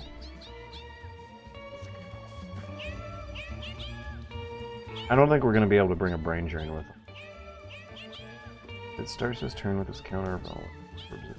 Off.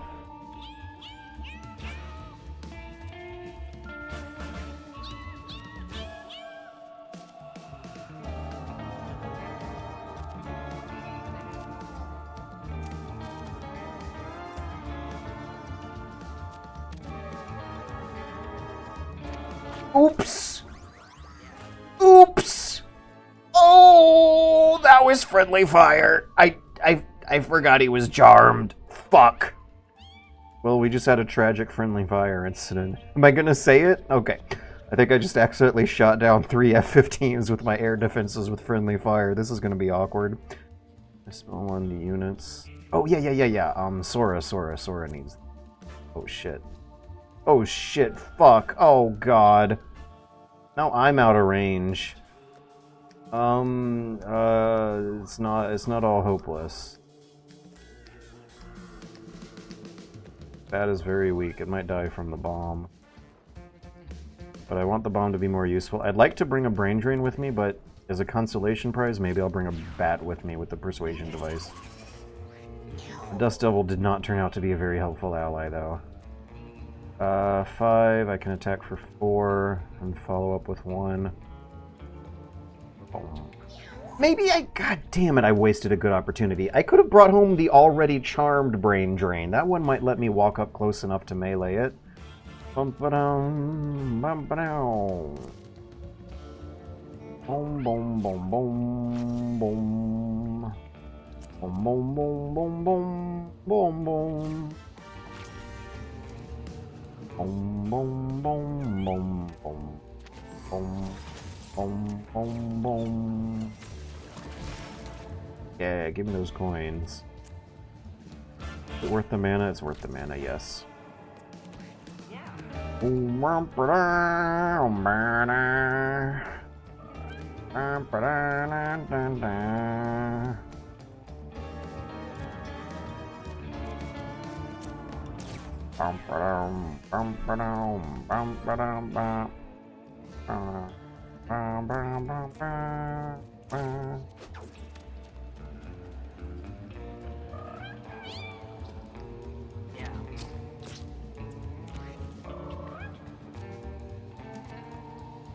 Sora, you useless fucking fuck.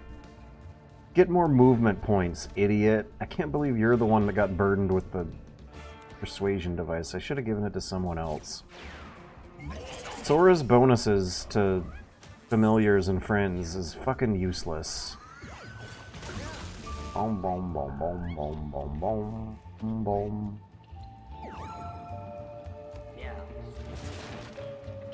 Ugh. I hope the persuasion device doesn't count as a spell. This fight's super easy. I'm gonna end it in 3 rounds unless I screw myself by letting the bad guys stay alive enough to hurt me.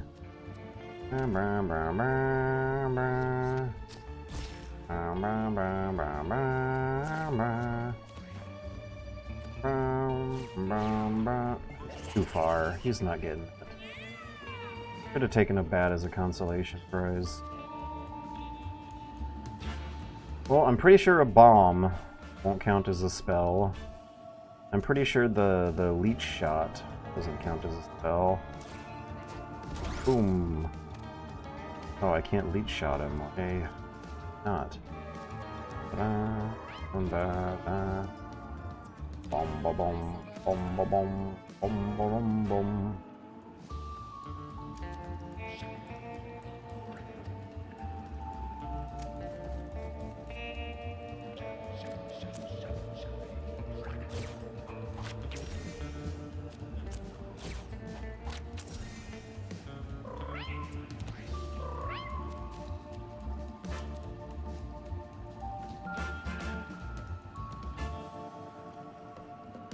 Ooh, I'll try fruitlessly to get close.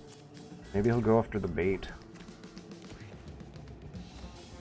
I've been having the same conversation every single battle, where I'm trying to leave an enemy alive enough to slap it with the persuasion device, and the AIs are not aware of that strategy, so they kill it.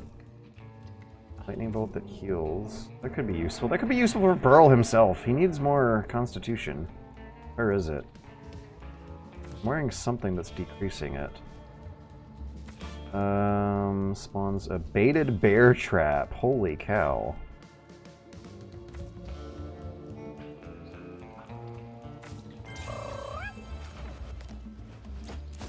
Oh good, I got this. 1 armor on your neck. % chance to grapple you. Contact you. Oh, I get it. That's funny. Burns when his... Sora does not have a necklace. Squibs. I feel like Squibs has gotten in more trouble, but Sora has less HP and might need to get bailed out faster if they're in trouble, so the twine armor might come in more handy for them. Meow. Bum-ba-dum, bum-ba-dum, bum-ba-dum, bum. Is there a dust storm in the caves? There's wind in the caves. Okay, that kind of makes sense. Wind blows everything in a random direction, so not much preparation to do for directions, but you'll at least know what time it happens.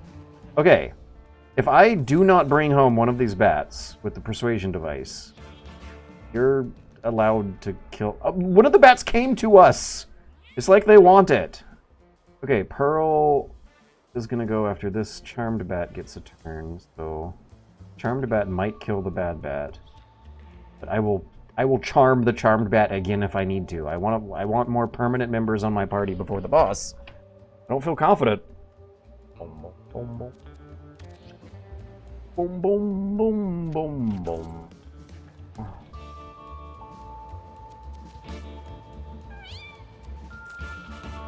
I would love to flash damage all these bats in one go. I would love that. If I do that, when does Pearl go after? Pearl's still not in melee range. Okay, actually, can I... No. The 5 damages, I can't bounce them back towards me. The 5 damage points will kill it.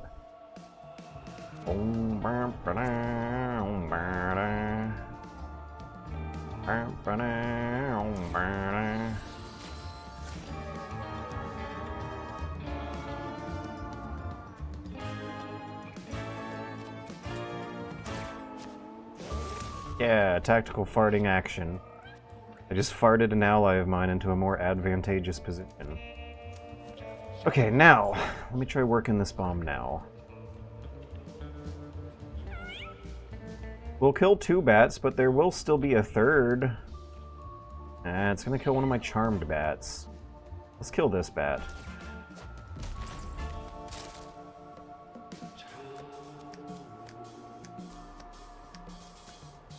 Can you destroy bodies with Giga Drain? Yes. Lovely. Quit attacking my allies.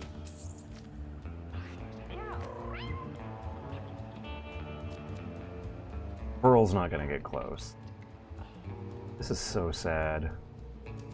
Every chance we get to get Pearl to slap someone with the machine, it's not gonna happen.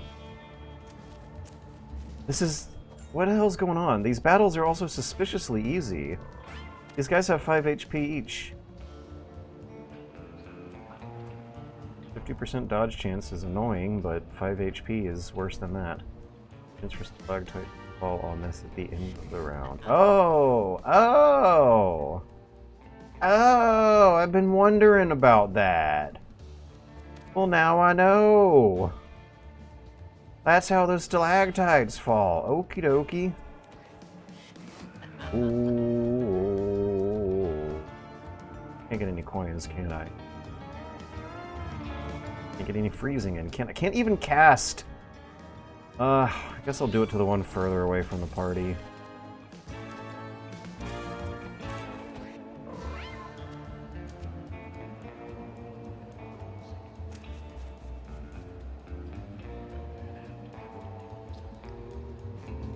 Mini Pearl's hitting for 5 damage right now. There are at least 2 bats in play. Maybe I can charm... Or Persuasion Device the already charm going, unless the Dirt Devil kills it. Oh, come on! The fucking... It's always someone I don't expect... Okay, good. Mini Pearl hurt themselves in the confusion. Couldn't have asked for a better outcome. Fuck! Alright, we're just gonna kill it and go. Wait, no, I need to heal the Dust Devil. As big of a pain in the ass as he is, he's still more helpful than not. I still life heal. It's a Dust Devil. He's going up next. There's no other way to heal him. Jesus fucking Christ, that's annoying. Did I give the Persuasion Device to someone else before we hit the boss? How many more battles do we even have? Healer is gonna need to heal. Oop. Oop.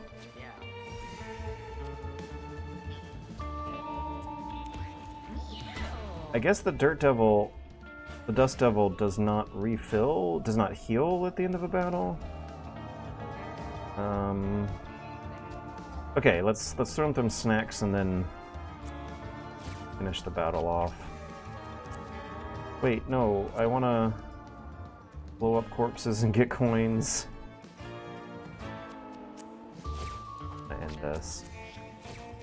I think it's gonna be more important that I begin the next battle and get at least one more opportunity to persuade an enemy before hitting the boss.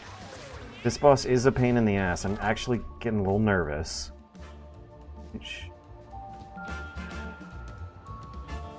Oh, that's a lot of mana though, but I think we'll get there. Oh! Okay, thank God, there's one more battle. We're gonna cast haste on Pearl as soon as possible. And then get Pearl to slap an enemy with the Persuasion Device and then get out of there. Let's not eat it. Let's loot it. Let's not leave. Oh. You. Okay, summon 3 to 5 grenades that explode at the end of her.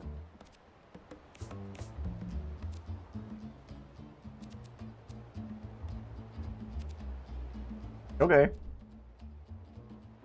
No. The bombs only explode if I have no weapon equipped. This might be more...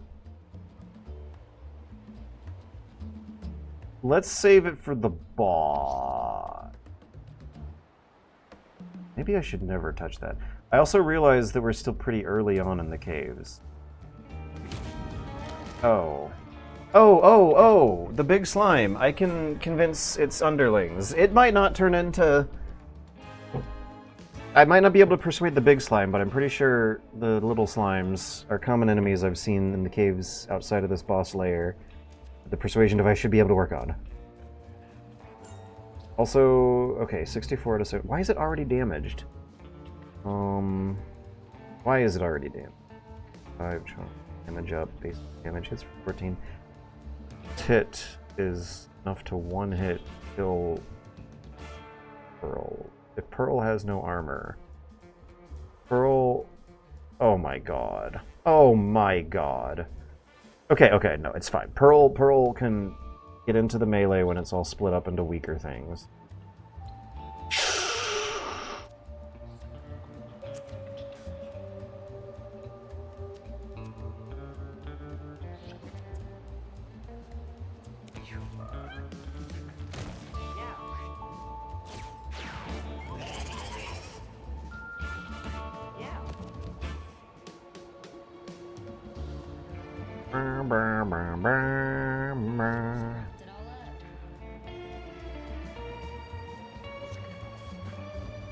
Melee attacker for 14. Oh yeah!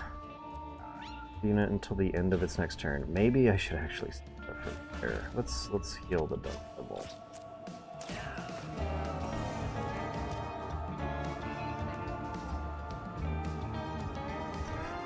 I don't know if I want to risk taking. Aha!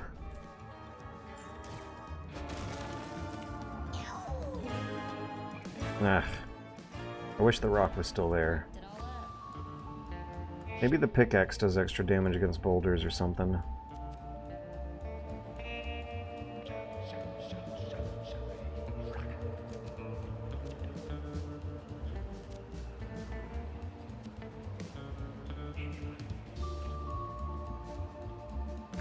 We're gonna freeze, shatter, normal, then hose.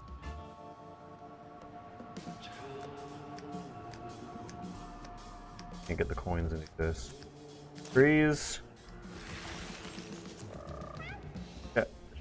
Oh, God! It's melee! Oof. God. Can't toss a snack to Dirt Devil either.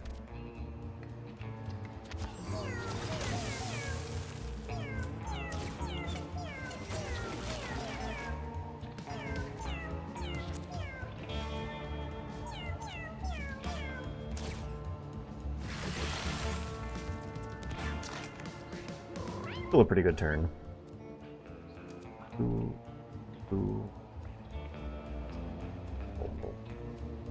Get closer.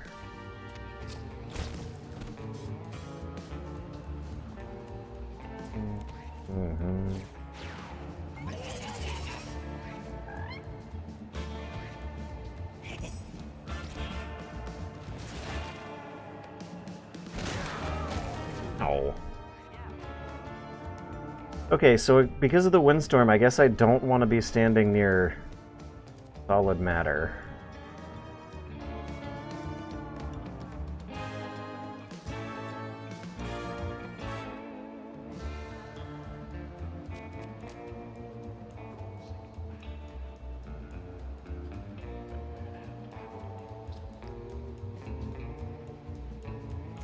I think it's worth healing the Dust Devil. How much complaining I was doing about this guy, I'm really going above and beyond as far as healing him up. Pickaxe does not do extra damage against ice frozen people. Oh. Never mind, he's a fucking asshole. Does the leech effect work on frozen enemies?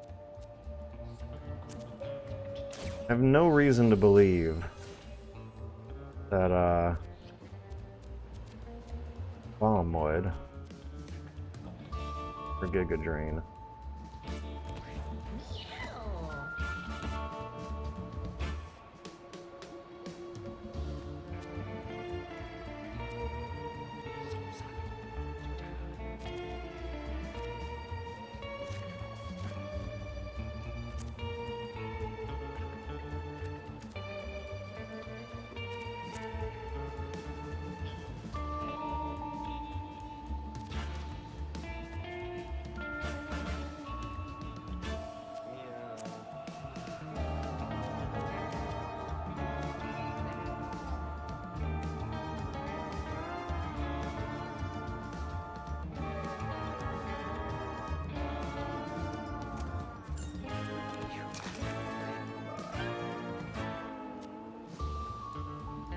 Huh.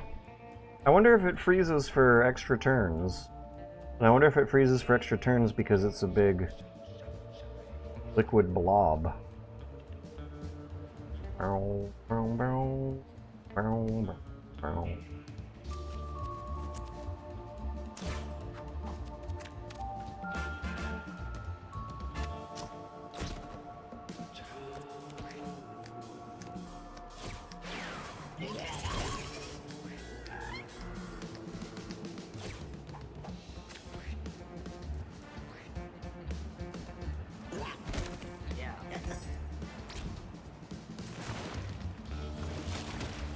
is gonna be very chaotic. Oh my god. How do you predict that? It doesn't just knock you back one tile. Maybe because the ice was in the way? Oh no.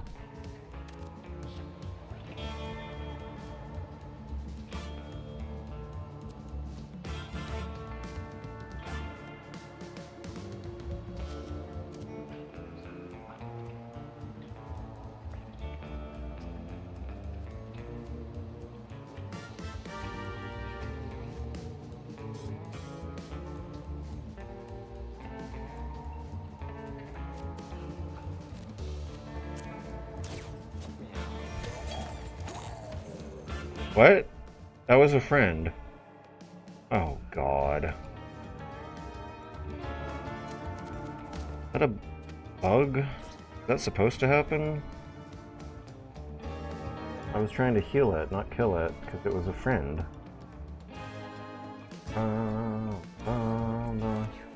Also, we need to focus on dealing damage to it. We're not getting anything done with it frozen like this. We're taking damage from the direction the winds are blowing it, so we need to stay at its diagonals and hit it with projectile damage. Slides in 4 ways. Get clear.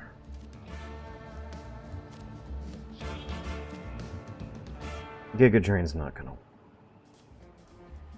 drain that much HP. Ignores shield though. Does the ice count as a shield? Let's try it. Oh my god. What am I doing, man? What am I... I'll get the coin down its diagonals.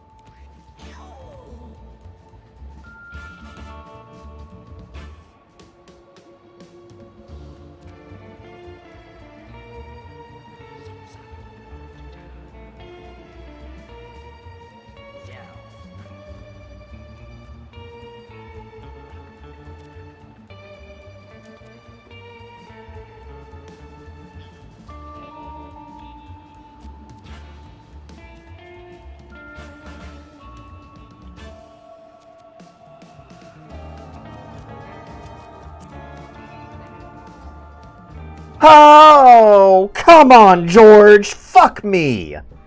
God. Fuck. I forgot again that Shatter is a melee attack. I'm in like projectile mind.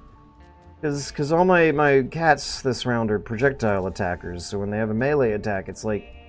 That is abnormal. Okay, fire. Not gonna be useful. None of this stuff is gonna be useful.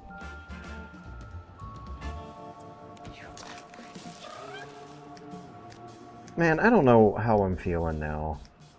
I thought I would be in a good mood, and I don't think I am.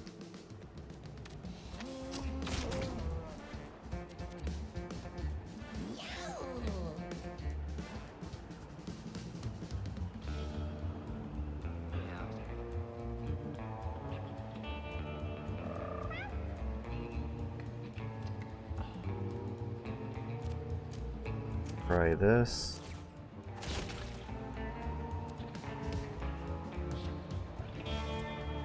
Still uncomfortably close to it for it to be hitting for 15, but there's a lot of distraction for it to go after instead of Pearl.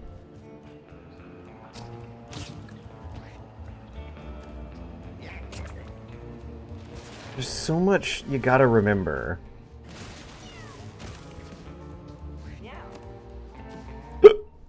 Oh.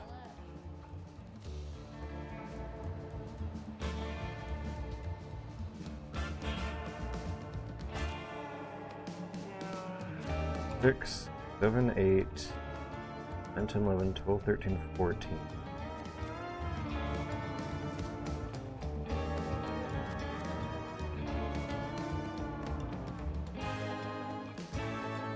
Should I be healing or attacking?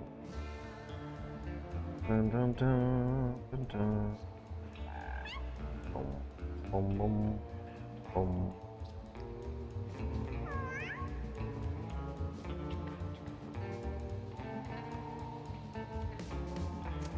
Alright, stay at its diagonals. Kill the Dust Devil a little bit.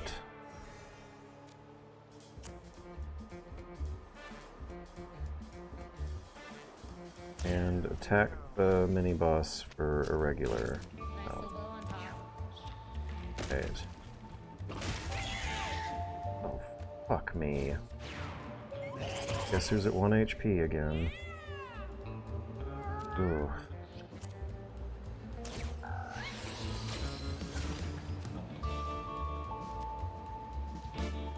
Food is for Pearl.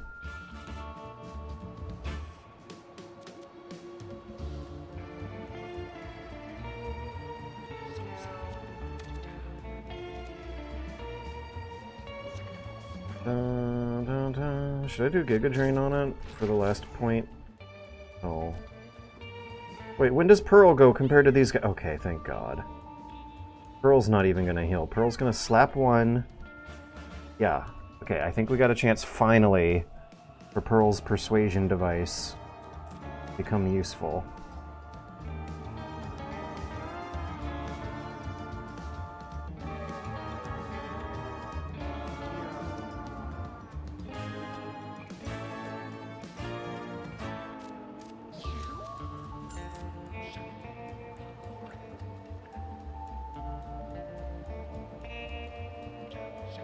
I don't want to hurt Pearl with my bomb. I'm very scared to do this. Wrapped it all up.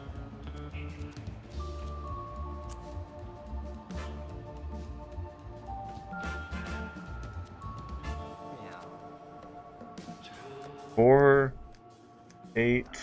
Okay.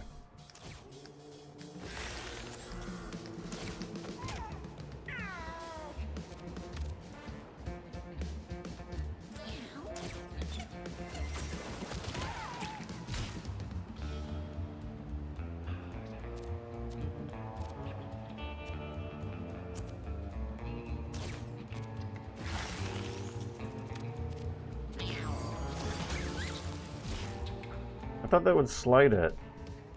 Oh, right. I'm a ice wizard. Where is it? I damage frozen enemies.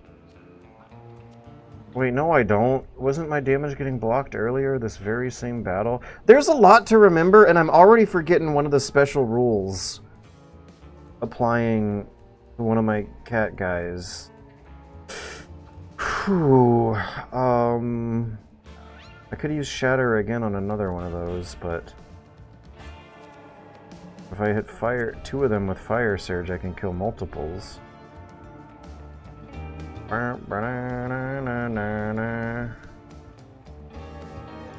Yeah, that's what I'll do. I'll get the coin, and then I'll cast Fire Surge on 2 of them in the corner. Next turn, Pearl gets to... Ooh, Pearl also has lifesteal. Pearl can do a bit of healing. Pearl might get 2 points from using the persuasion device on medium slime. Oh, fucking K!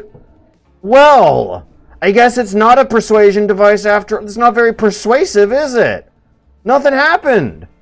It doesn't say anything next to his card. When I used this earlier when no one was watching, it was working, but then the minions I attracted to my party ended up dying. What the... This fucking... I'm just... Alright, now I feel like I'm back to feeling either way on Mewgenics. Now that I feel like I understood the game, I feel like I don't actually. 7, 4... Yeah, let's shoot this guy. 7.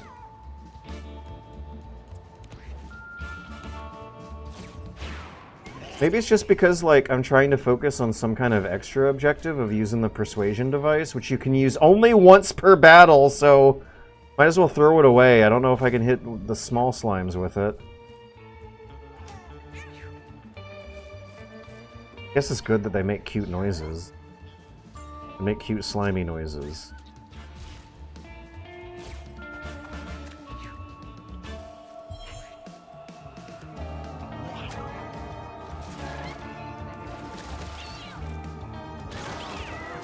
That blows you back so much. That blows you back like 2. Can I see the conditions, actually? I didn't read it close enough, and I forgot! I forgot how many tiles it blows you back! Maybe this is just not a good game to stream. Like, maybe there's just too much to think about and remember in your short terms that trying to talk through it fucks you up so much. I guess I should not be streaming Mewgenics if I'm going to be doing a video where I want to be happy and positive about it. It's not a game... I think there's too much little rules to remember for it to be a good game for streaming, and maybe that's why I feel more iffy about it when I'm streaming, but more positive about it when I'm not. 6, 7, 8, 9, 10... Now might be the time to give Pearl a haste. No. No, it's not. Pearl's not really in danger. We're gonna wrap this up.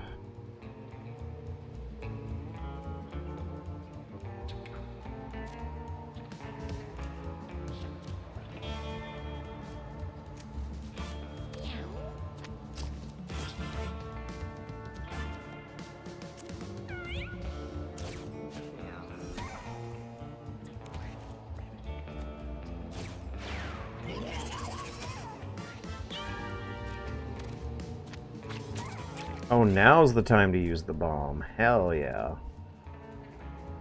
Wait a second, is Pearl gonna get a chance? Yeah, there's still one more slime to blast into smaller slimes. Where? Wonderful. And then I'll fart on this one for good measure. I think I can, yeah, I can Giga Drain it to death.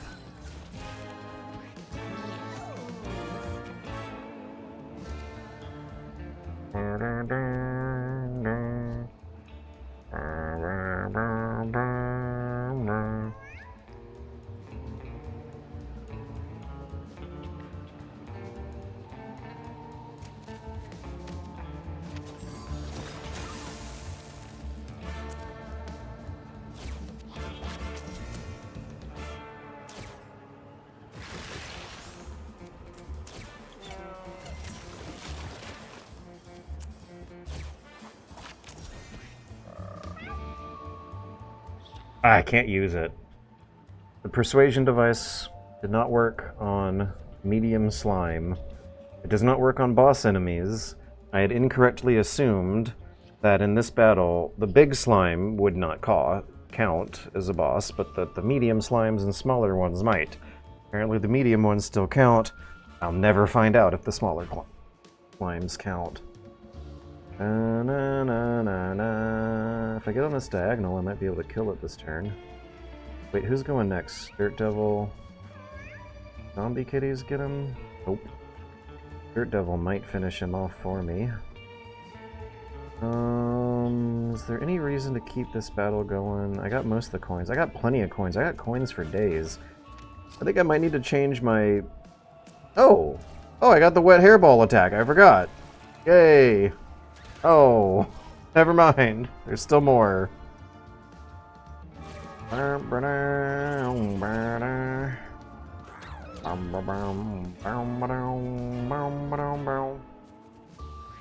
the Dirt Devil's a useful ally and not pissing me off. What's going on? I definitely need a Twitch chat refresher after that. I'm not feeling positive emotions right now. Let's move away from the fear. Wait, crap. I feel much more positive emotions when I play this game by myself. Sometimes I feel... Yeah, okay, so last time I played this game, I felt very positive emotions up until the end. And, like, when you need to explain yourself, when you need to verbalize the emotions, they stick with you a little longer. Because if I was playing this by myself, and let's say I had a very, very good run for 2.5 hours up until the boss kicks my ass in 3 turns and it all gets thrown in the toilet, I can, like... turn the game off and go away and do something else. But if I'm Twitch streaming, I feel an incentive to like explain why I feel bad, and so I have to relish in it for like another couple minutes, and that's not a good way to enhance the game experience. I want Pearl to charm enemies with the persuasion device, so that when those enemies become friends, they'll get 2 damage and 5 HP plus up.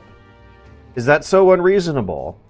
This has been a player-driven side goal I've been chasing this whole stream, and it's never happened. And the closest I got, the game just told me, no, fuck you. Adjacent units move away from you and inflict fear on them. I kind of want to do the hard route if there's going to be more enemies. That deals more damage. More penetrating. Ooh! Send bet trap that fucks enemies in. Ooh! No, I use that for healing sometimes. Adjacent units move away from you and inflict fear. As someone with low HP and low mobility who does have the persuasion stick up his sleeve, the idea of getting enemies close and then doing something to them psychologically that turns them sounds like what he's for. But then again, I've been mad about how he hasn't been able to get within melee distance for enemies this whole round. And that 3 flammable, that might be useful, but I think I'm already equipped with helmets. I wish you could like check to see what's already in your house, already in your inventory when you go shopping. Till the end of their next turns! An infinitely ranged spell that heals... Ooh! Ooh! Oh! Oh! Oh, these are all good. Basic attack inflicts bleed. Oh, these are all good. Wait, no, my basic attack is healing. I don't want it to inflict bleed. That heals allies and damage.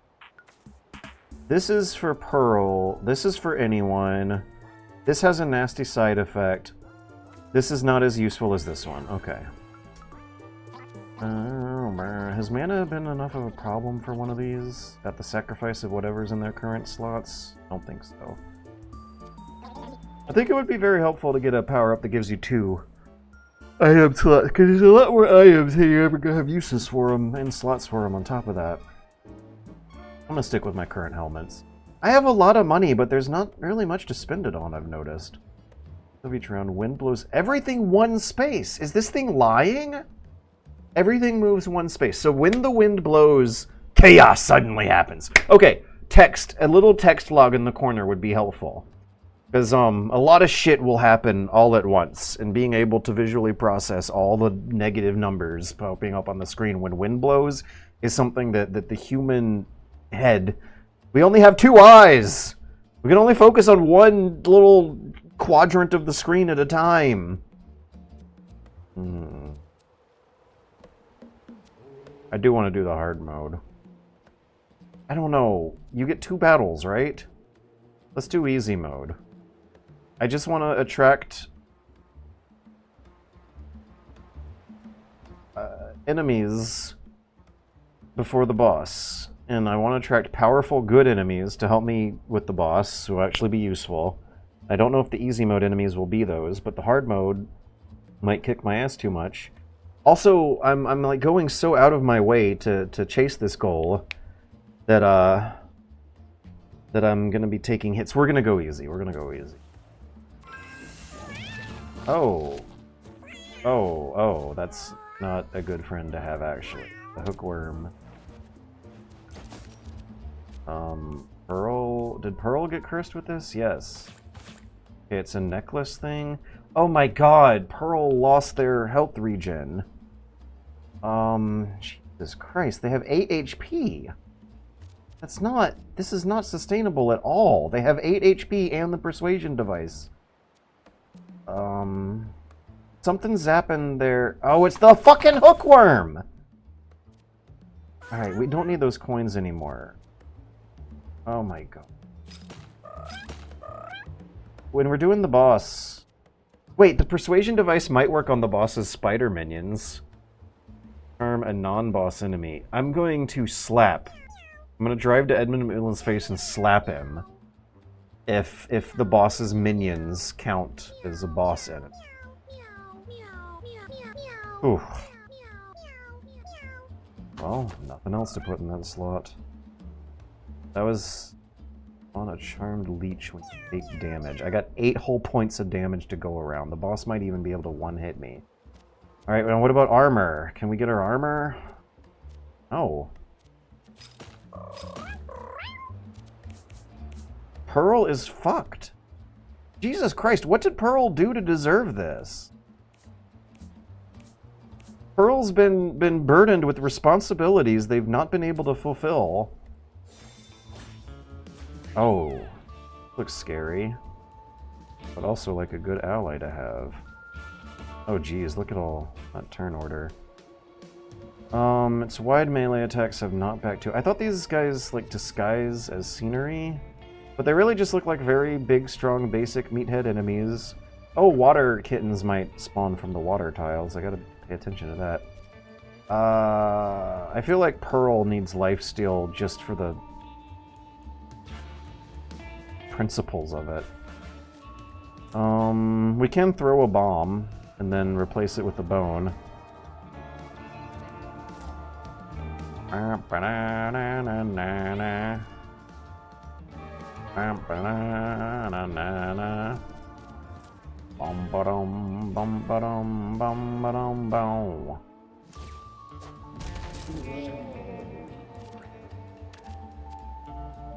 Oh, how are they out of regular range?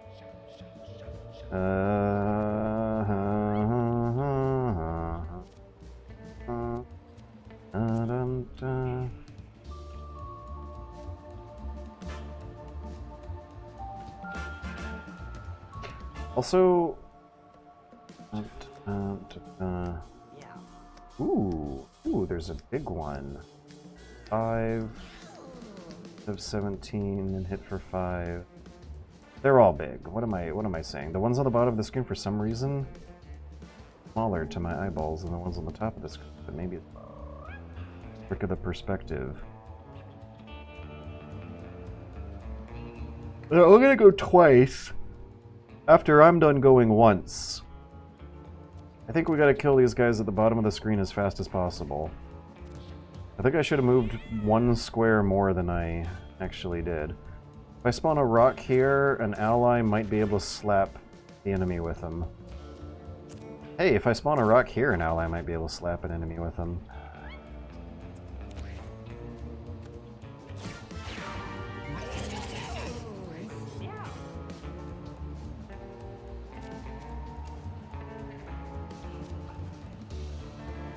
Okay, let's use the ranged attack and then follow up with the rock slap. Got him! Tango down! Pearl! Oh, now is your chance, Pearl! Yes! Haste! Run up to them and smack them with your 8 HP! We gotta make sure they don't smack you right back for 5. Oh, we got a bit of armor. 8, 9, 10, 11. Okay, it's like he has 11 HP. He can take 2 hits. That is a relief. Alright, Pearl. Don't screw this up. We might screw this up. Because he can't follow up with a regular attack if we do this. Yes, yes we can. Okay.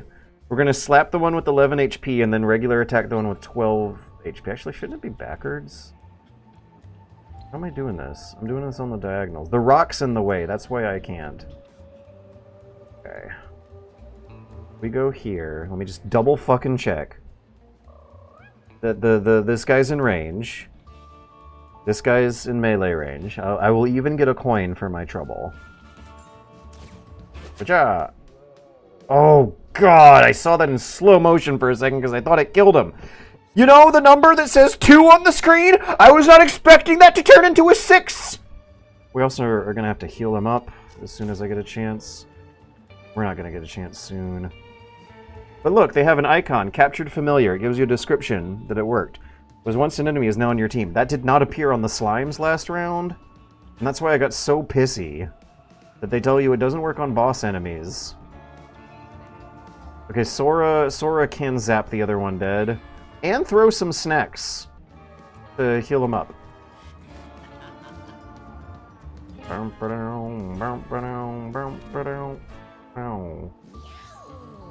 hope Sora can zap him dead.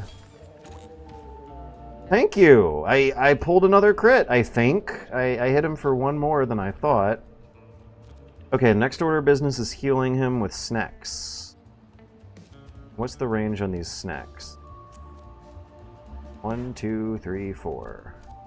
1, 2, 3. Ooh. Ooh. Let's put the Necromancer closer to the action.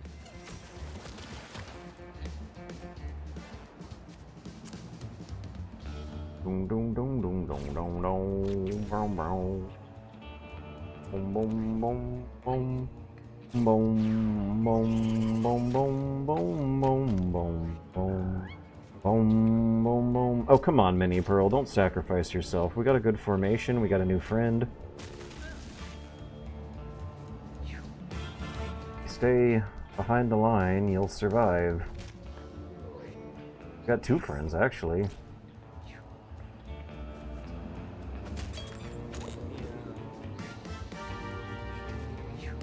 That one must have been charmed by the charming baby. Okay, okay, I'm feeling good now. I'm feeling good. No, I'm not. Jesus, this guy's about to die.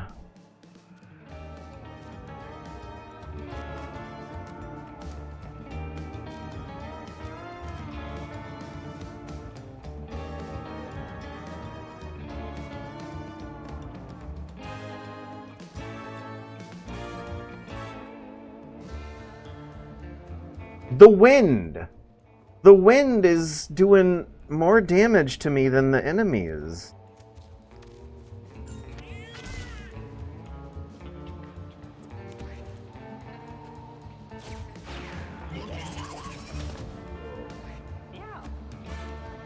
I'm also realizing that the burden of more friends on the team, it means that my healer has a lot more work to do. Do do do do do do do do.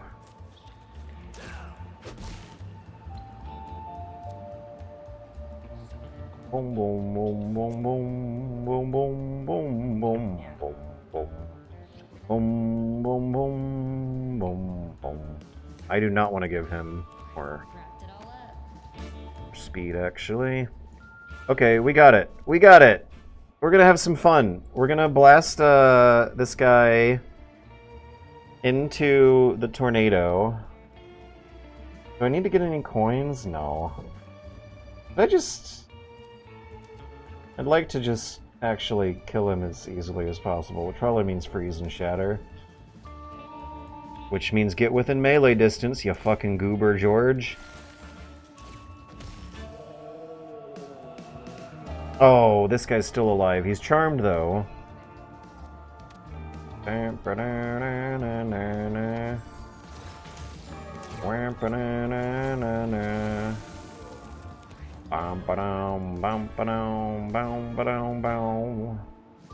not taking advantage of the fire effect on my main spell because I keep following up my main spell with the hose, and it should be the other way around, but it's in my muscle memory to use the main spell first because I'm not used to it having infinite range because the hose would previously blast them out of range.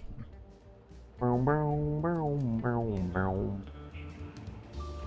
Boom, boom, boom, boom. Dun, dun, dun, dun, dun. Oh, whoa, whoa. Oh, whoa, whoa.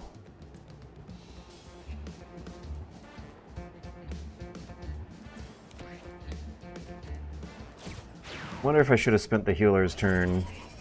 I think I already did spend the healer's turn healing the new friend. Okay, in the next battle, this albino Tom should with 17 HP should follow me in, and they should have a lot more HP than they did in the previous one because they heal like a teammate. I don't think the Dust Devil heals, but then again, so much numbers pop up on the screen at the end of a battle. Actually, if I'm doing a video on this, I need to be taking notes. Let me jot that down. Oh God, oh Jesus, how do I guess I'll do it through a Explorer window. Desktop, Mugen.txt,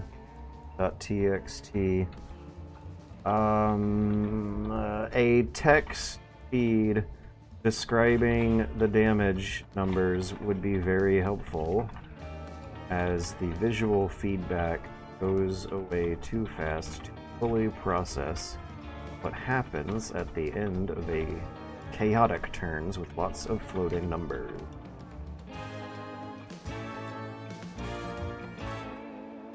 I wonder how different it's going to be to have a video that I'll poop out of my butt in a week versus a video that I will have spent 2.5 months on. Both of them are going to be reviews of indie games. One of them is going to be more about psychology and society. The other one will be about how I like the cool, silly video game.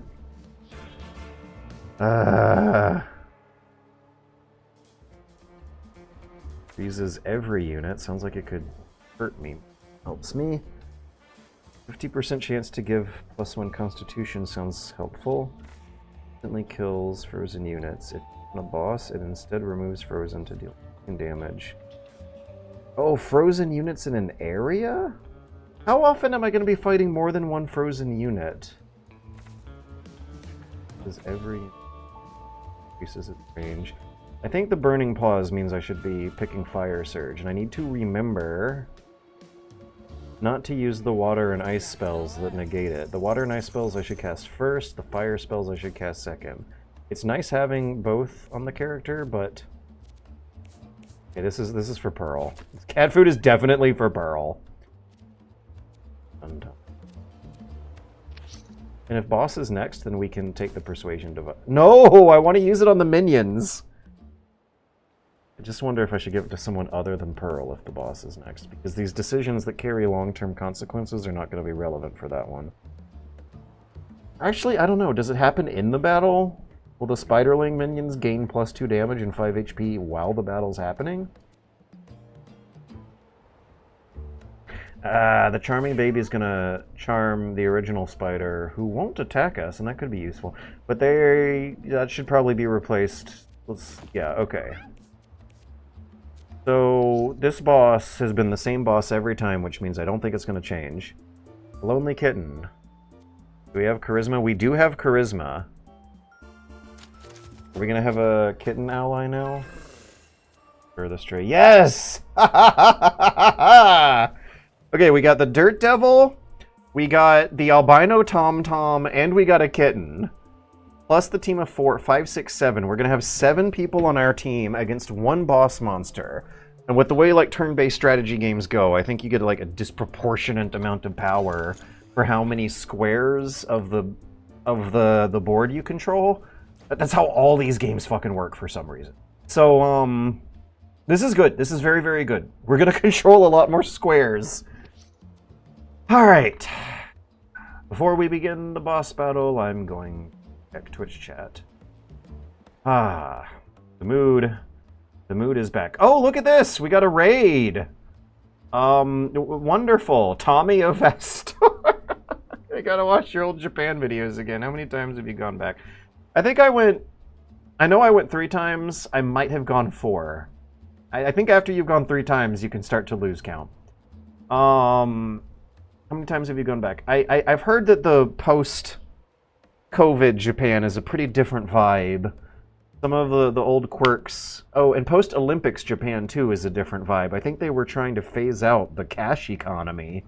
Some fun, interesting quirks about Japan being a couple decades in the past, I think, have been squared away. Oh, they wanted to decrease the presence of porn shops for the Olympics, too.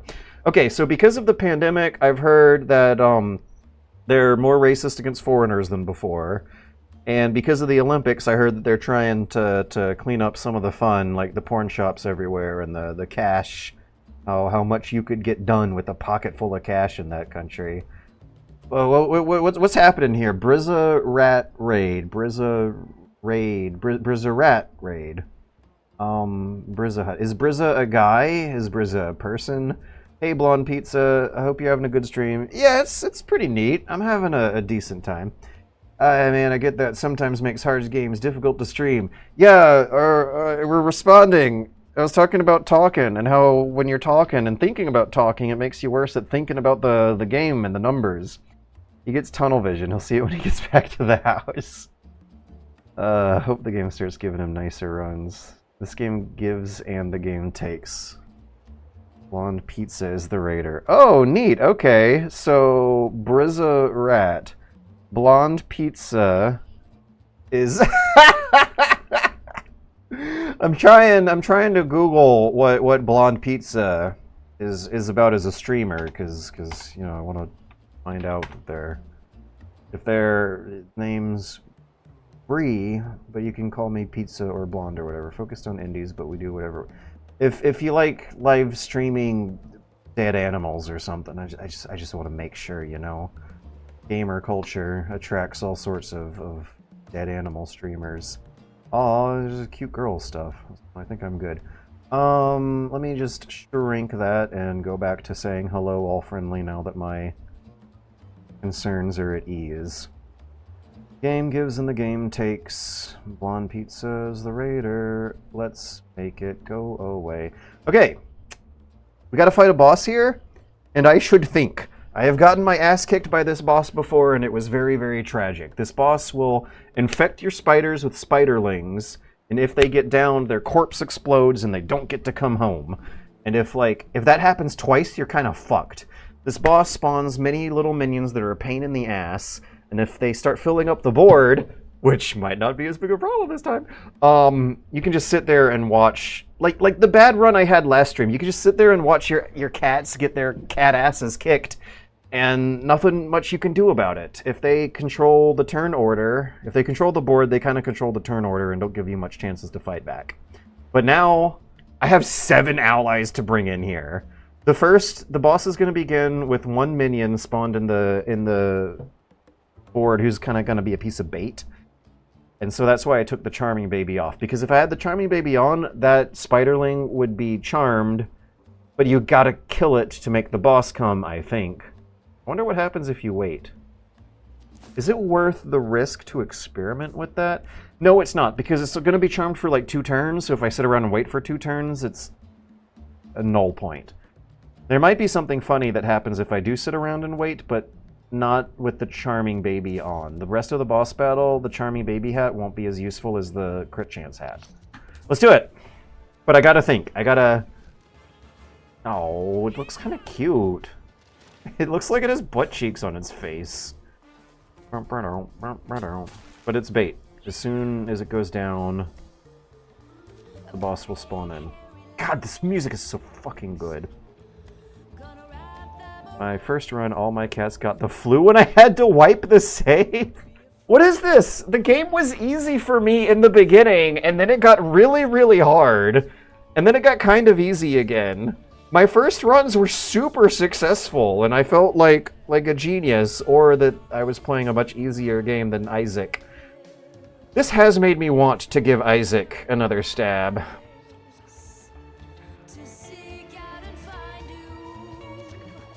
Let's Giga Drain for... let's see.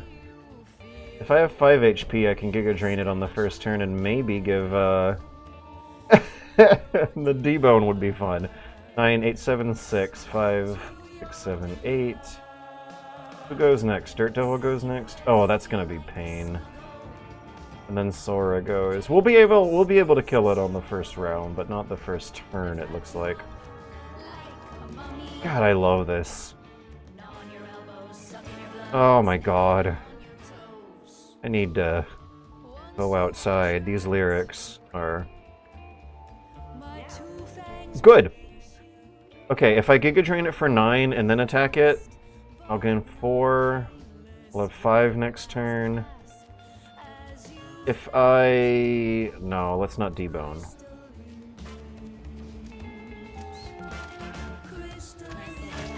No! No, I can't Giga Drain it like I planned.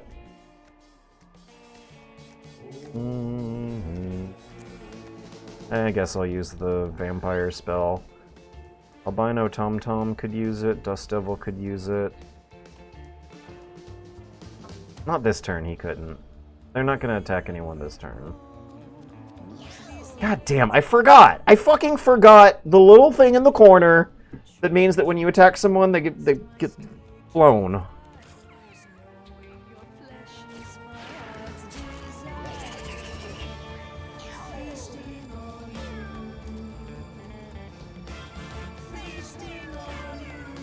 I got this. We'll rinse the web off with the hose. They are now broken free, and I have an infinite range spell that can pick up the kill. Is there something more useful I can do in the meantime, though? Yeah, let's heal up some of our new friends. Yoink. And yoink. Oh, God.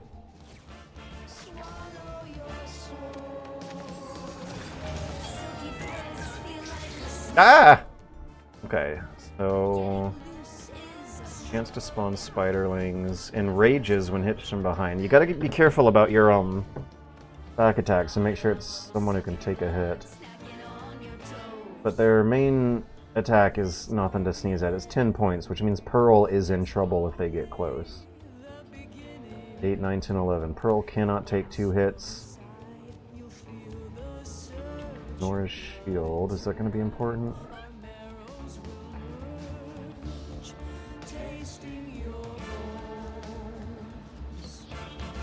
Tasting your bones.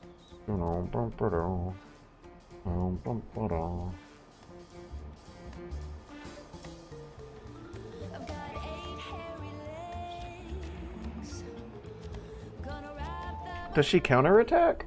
It's a bite attack. Has a chance to spawn spiderlings with damage. That's the thing I'm worried about. Spiderlings spawning. Let's use the weakest attacks first and then finish up. Yeah, there's one. Into my world. When does the spiderling go?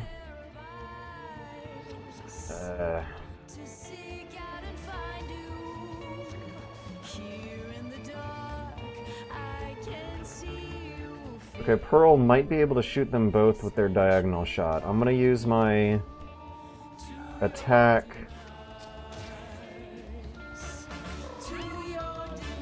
And then gamble on it not doing something awful this turn. Oh. Yeah, getting loose is going to be a pain in the ass. But we didn't take significant damage.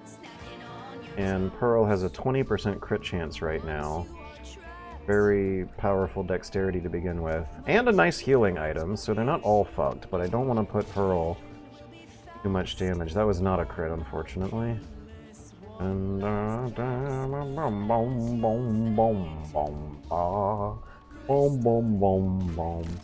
RNG is wild in this game. That's what I'm worried about, and I think that's kind of what turned me off of Isaac to a certain extent.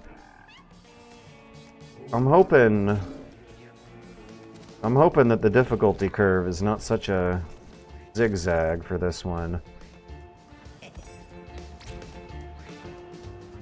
Oh, come on, why didn't you attack the body? Also, I really hope this spiderling doesn't just get a turn. How do you fucking plan for this shit? Okay, the debone might come in handy. Nah, not really. Let's use the debone on the corpse. Feasting on bones. I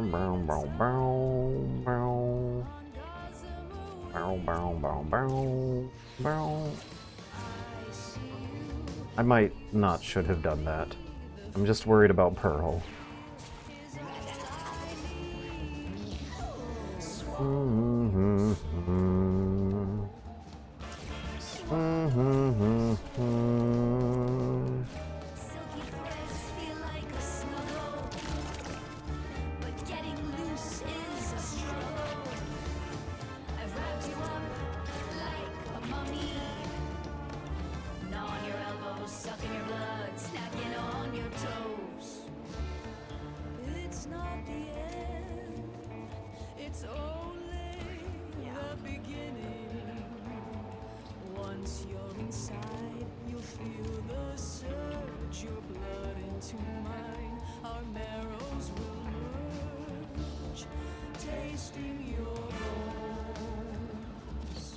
Okay, I got it. Let's pickaxe him and then heal him for the damage. And then give him a haste spell because They only have 2 movement. Yeah, the albino Tom-Tom's gonna be a force if they have a haste spell. Did I get a haste spell? How did I get a +2 speed up? How did I get that? I'm in water. Water negates that. Water costs 2 movement. Roller coaster. I give it to Pearl. Yeah, let's make sure that Pearl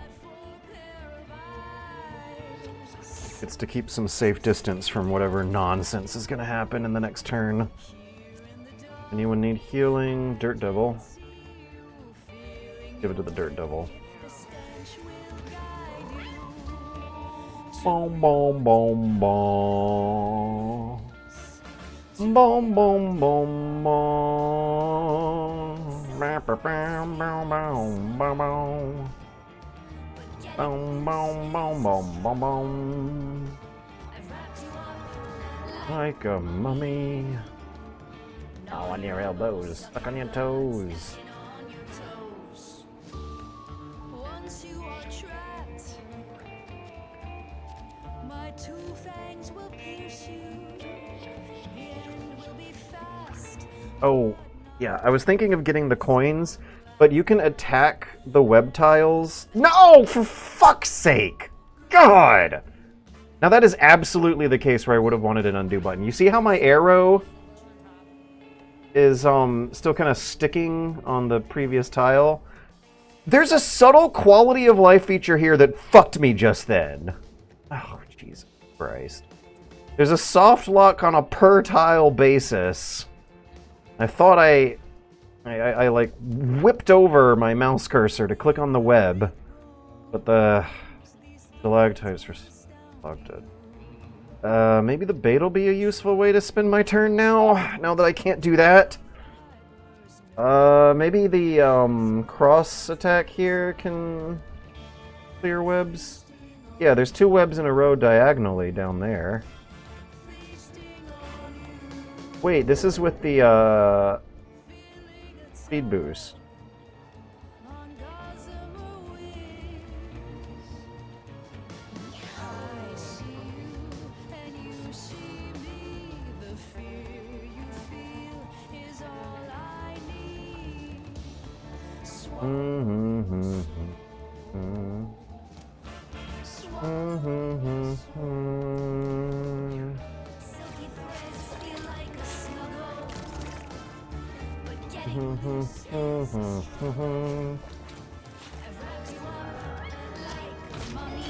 Oh, good, thanks.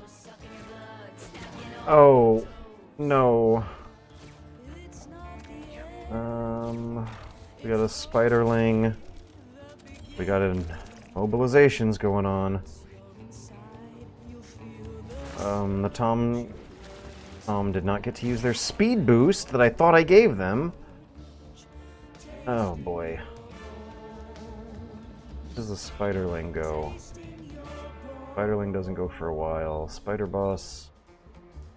Got a spider kitten who's gonna go before them. I've got 8 hairy legs. Gonna wrap them around you. Don't be afraid. Moving closer down in this cave's nice roller coaster.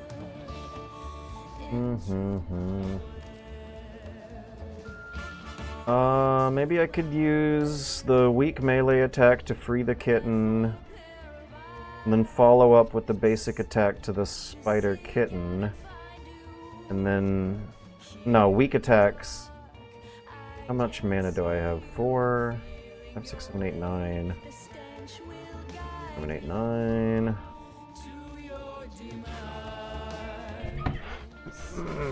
Dun, dun, dun. Silky threads feel like a snuggle, but getting loose is a struggle. I've wrapped you up like a mummy. Gnaw on your elbows, sucking your blood, snacking on your toes. Once you are trapped, my 2 fangs will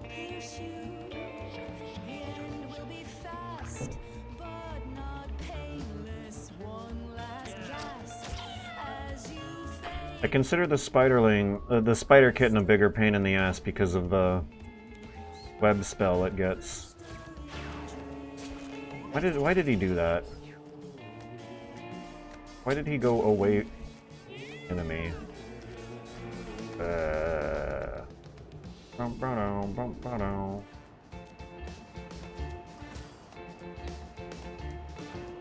it all up.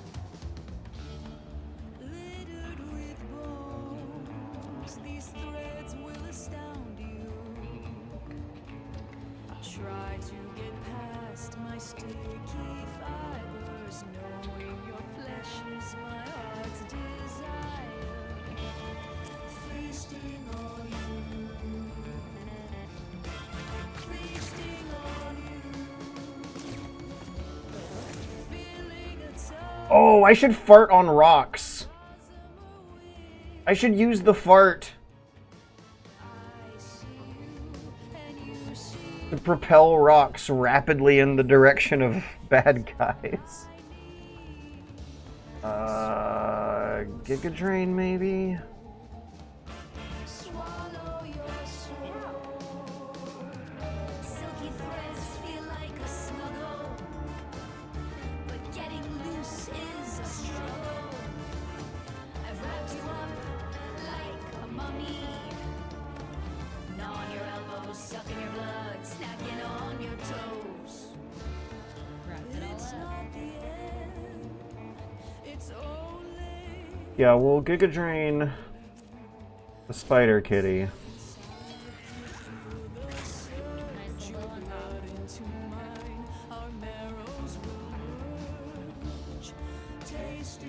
There's still a lot of others who get to go before the Spiderling, but it's very important that we kill the Spiderling before it infects anyone.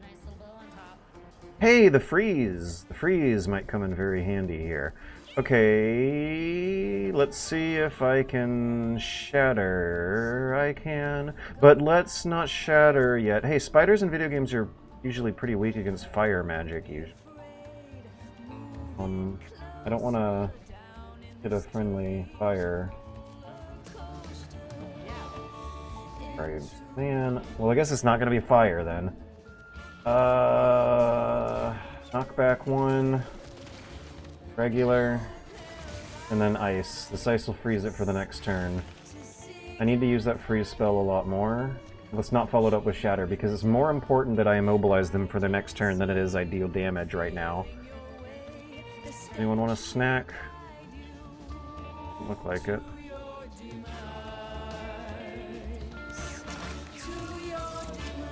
Oh. Oh, for God's sake. What just happened? I missed that. Did it spawn a spiderling and it infect? Or was there a spiderling already there that infect? I would love fucking text box, please. That happened in 1 second. How am I supposed to track of this shit? Boop, boop, boop. Okay. Let's use regular and then follow up with the cross shot. I do want to experiment with this persuasion device, but I can't do that here.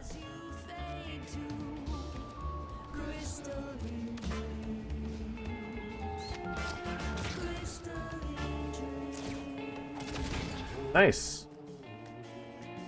I think it's going to get enraged though now.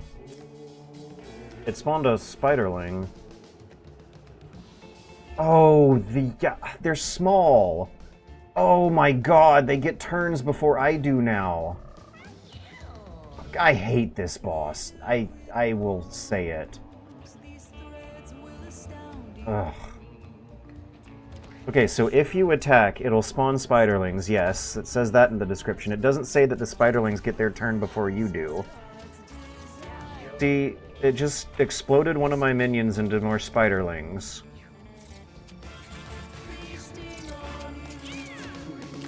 And so now they're multiplying and becoming a bigger problem the longer you leave them alive. And Pearl just took the one hit they're allowed to take this whole match, and it went through some of their armor. And they're hard to see because they're so small. Is that a spiderling? No, it's a leech. Why is there a leech? What?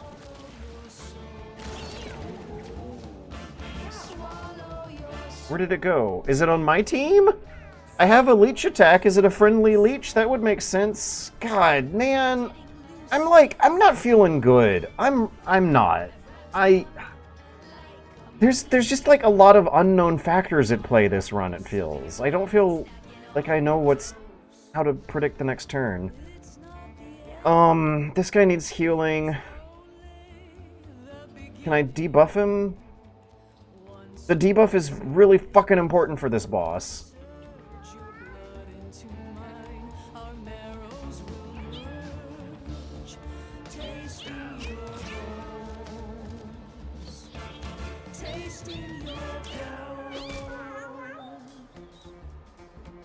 I think these are friendly because they have happy little faces.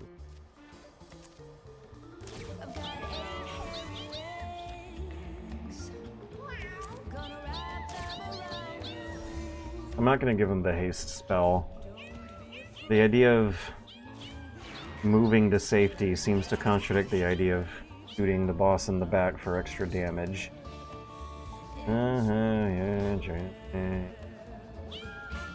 Turn to your worm. I got 4 pair of eyes to seek out and find you. Here in the dark, I can see you feeling your way. The stench will guide you to your demise.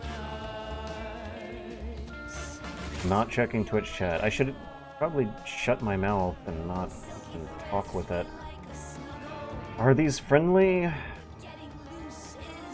think they're friendly. Enemies look like little skulls when you tactical view. On your elbows, sucking your blood, snacking on your toes.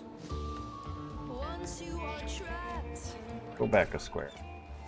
my 2 fangs will pierce you. The end will be fast, but not painless. One last gasp as you fade to crystalline dreams. Crystalline dreams. The persuasion device! Okay, I would like to use the persuasion device on one of these spider kittens, but that's not gonna happen this turn. This movement range. Well, web units, then train. When does it go? See the fucking bullshit I'm dealing with here! The spider just spawned a minion that has its turn after my turn. I don't know how you prepare for this shit. The spider kitten's gonna shoot webs at my guys and immobilize them, and I protect them with my turn or something? Adjacent units move away from you, inflict fear. I don't want them to inflict fear. We're gonna be out of attack range. What about diagonal range? I think we're out of diagonal range. There's nowhere Pearl can go where it's gonna be useful this turn. So if we like spread out and stay on our own, is that the strategy?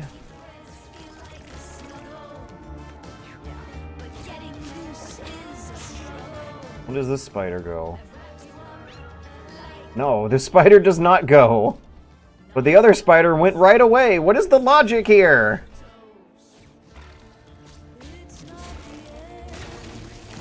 It's only the beginning.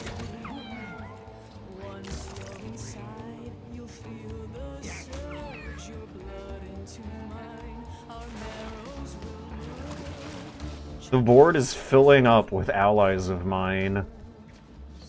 But it's making the visuals so fucking confusing.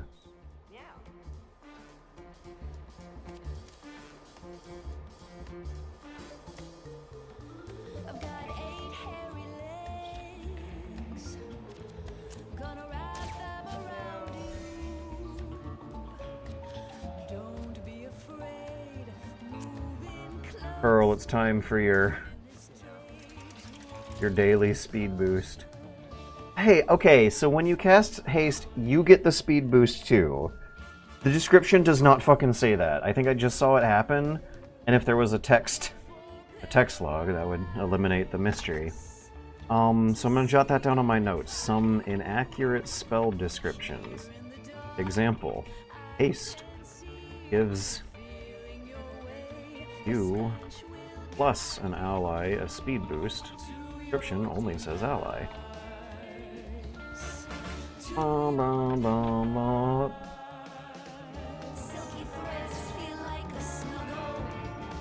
Look at all this movement I have. How luxurious. What should I do with it?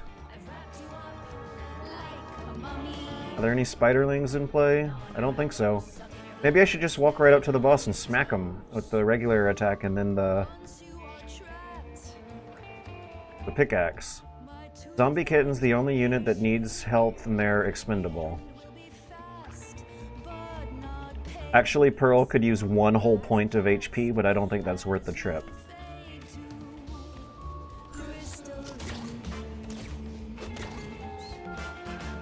There, I did my part. Alright, now... Please, please let this work. Persuasion device time. Yes! Alright. Oh. Oh. Did you see my face change when I saw the spiderling spawned in and I missed it because it was hidden behind the fucking stalactite? I'm jotting this down in my notes. Some small enemies get hidden behind large environmental art and UI elements, such as spiderling. The timestamp for this note is going to be 4-3/26 stream FSF 3:15:04 03:15:04. I'm making notes for a potential video essay that I need to squeeze out of my butt before the end of the month, during a month that is going to be very crazy with HOA drama. Now this spiderling, when does it go? There's so many... Oh no. There's so many other units that get a turn before the spiderling that I can sit back and relax and feel silly for panicking.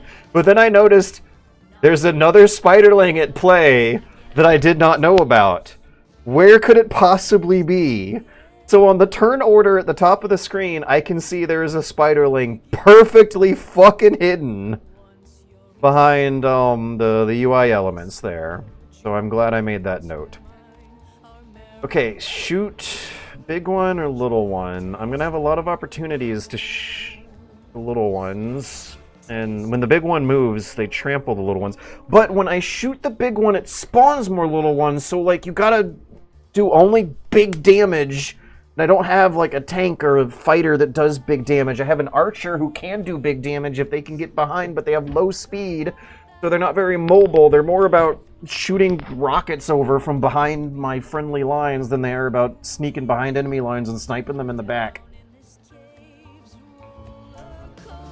Is it worth 7 points of damage to spawn another one of their minions?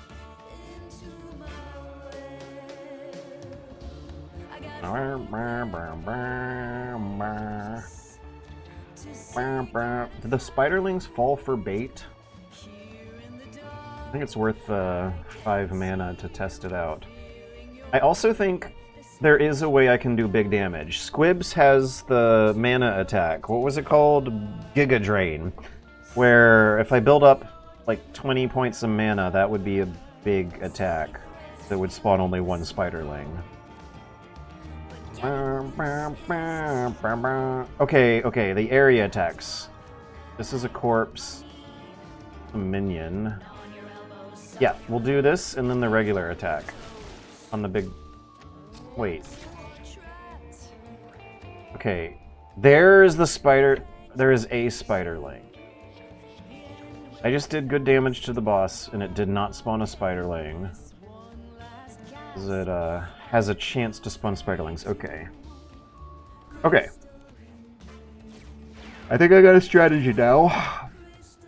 But I was a little frustrated when figuring out the logic. We tried to shoot a web at it, it's immune. Are we too cramped for the bomb? Yeah, we are. Boing. I kind of feel like I should do the... Do I care about the zombie kitty enough? Jeez. Collateral damage. What's going on with the mouse on this part? I feel like there should be a tile behind that I can't click on. I can kill a spiderling, do 5 points of damage to the boss. When does this new spiderling go? My mage has a fire attack with an area of effect. And it will do more damage than the bomb, but maybe that's a bad thing actually because of the friendly fire. Yeah, let's do the bomb and follow up with debone. The zombie kittens are just gonna keep spawning, but actually maybe that's why I should keep them alive. Is the spider ever gonna be alone, or are they always gonna spawn in the middle of a crowd so that friendly fire's something I gotta make a conscious sacrifice for here? Hello, suck on your toes. And it still didn't kill the spiderling right in front of me that I'm gonna debone. I've got your bone now. Oh, 8 points. That's pretty decent. Okay, we got a regular attack that does 5, a bone attack that does 8, and the Giga Drain is something I should be building suspense for over a few turns. Wasting your bones. Is this gonna actually do damage on him? Oh, just back. Look at the radius on this. It's not practical anymore. It's too big. I should have casted it earlier if spider enemies in video games have a weakness against fire. Is there any tile I can cast this on that'll minimize things? I don't want to hurt the albino Tom before they have their moment of glory like that. We spawned spiderlings? Yes, we did. It's easy to miss them. It's so easy to miss them because they're so small. Got 2 HP. I think it might be worth friendly fire here. When do the spiderlings go?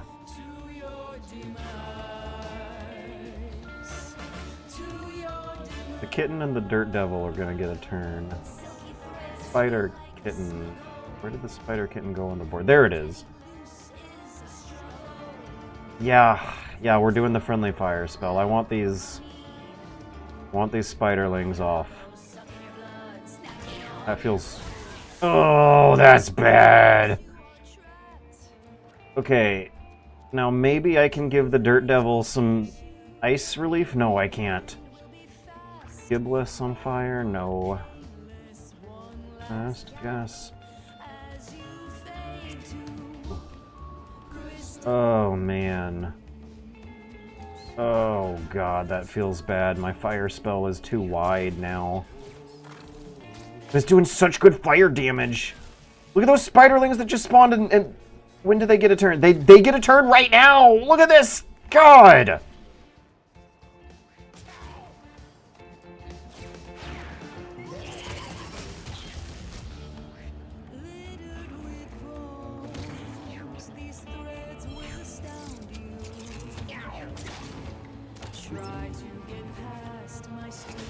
How did it get an extra turn? Pearl could do nothing. I warned everyone that this is what would happen. These spiderlings, they get turns so fast, and there's nothing you can do. Oh, Jesus Christ, Sora just went down. The boss did take heavy damage that turn, but was it worth it? I don't know, and I'm so not in control now. Because all these little minions are getting their turn, and I get 1 out of 4 less turns to enjoy next time. There's gonna be so many spiderlings. Okay. I don't know why there aren't more spiderlings. What the fuck is going on now? I can't move? Why can't I move? Strength up, speed up. Why can't I move? Why can't I move? Ugh. Alright, well, let's make sure... Oh, Sora's back?! Why is Sora back? There was probably some item on their inventory I forgot about. It would be nice to know. I really... Is there a text log I can turn on in the options or something? This doesn't feel right. Auto select... Ooh, random sounds fun, actually. Auto select... No. Targeting empty tiles. Yes! Thank you. Requires double click. Max status is shown before collapse. Collapse multiple elite... But what? Full tip size.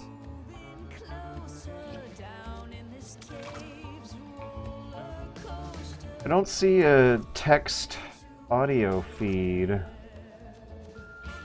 Because, a lot of stuff is happening that I can't keep track of.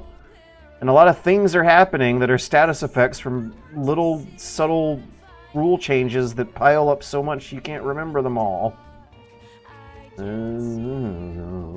Why can't I move? That sure would be nice if I could. That spiderling's gonna die as soon as it gets this turn, so I should not be damaging it. Cookie threads, Felix, Snuggles. But getting loose is a struggle. I've wrapped you up like a mummy. Gnawing your elbows, sucking your blood, snacking on your toes. I'm using the tactical view a lot.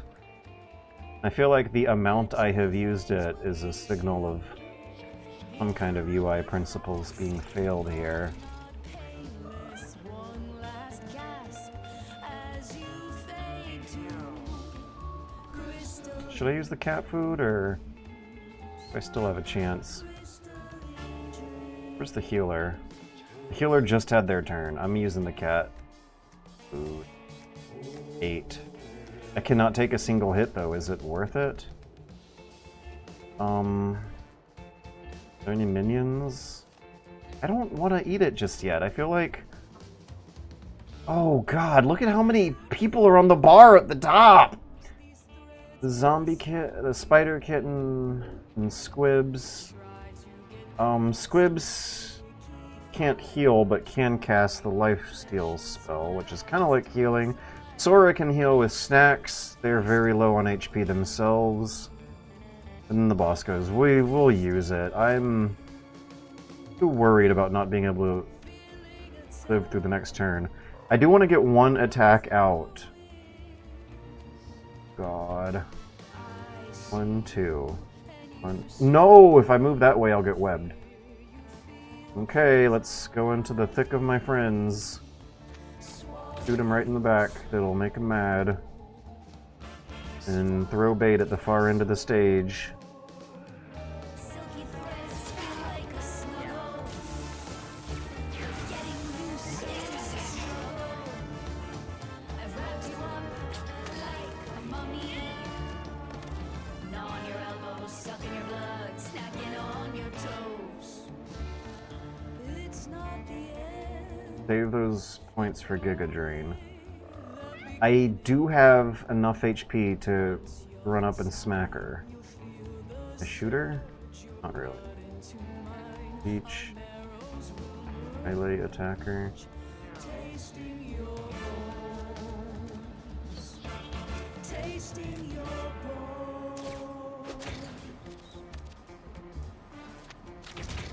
And let's not use any mana. Save it for Giga Drain, and I might be able just Giga Drain the boss to death next turn, depending on how much mana I'll get. I'll have 9? Oh, come on, I want more. Can I fart the fire out? Yes, I had to double click, and I love that, but no, you can't fart. Can I dig the fire out? Nope. Hey, I just used mana! God damn it. I keep forgetting shit. There's so much to remember. Who is... I thought I was controlling the tornado for a second. Sora's magic missile would be really nice right now. I don't think that thing has directional damage if it's an infinite range. It's like a a satellite blast them from orbit kind of attack. It's from directly overhead. But if your range attack does not have infinite range, I think it does calculate a direction for it to hit enemies in the back or smack rocks into. I've wrapped you up like a mummy. Now on your elbows. Here we go. I can use my fire spell without having to make any friendly fire sacrifices. I want to keep 8 HP left over. If I can move within melee distance, I cannot. I want to keep... Oh, come on. Let's use fire again. I want to... Hey, 17. We got it! Ladies and gentlemen, mission accomplished. Let's collect the coins, I guess. As soon... Takes 17 damage at the start of its turn, then decreases. Yeah, okay, turn. We got it. Mission accomplished. Our troops are coming home. As soon as I press the end turn button, the boss fight's over. So, I should collect a coin. 1 coin. Bing! Boom! Oh, wait, no, is it gonna explode into spiderlings? I should keep some fucking far distance. Or do I just need to kill all the spiderlings? I just needed to kill all the spiderlings. Okay, so, none of my party members died, but one of my minions did die. One of my party members went down, but they didn't explode into spiderlings, which is good. And then they immediately came back up, and I still don't know why. Giga Drains. Drain that much HP from... Range 3? Wait, I'm not going to be using this team anymore, though. I might use it to fight a boss later on. Give lifesteal 3 to units in an area. I think I like Giga Drain the best. E-Bone. You have no weapon. Weakness and immobile. Is the immobile permanent? But the idea of saving up MP and using it for one basic big attack feels so basic and easy to understand, and there's so many little things I have to remember, and I am going to put this game down and bring it back up again later, that it's really hard to remember this shit, so I'm going to pick the simplest one. Oh yeah, the flesh walls. Mages can now learn Hyper Beam. Necromancers can now learn Summon Shit. Twine Mask. Oh, wasn't that like the noose? Twine Armor. Twine Mask.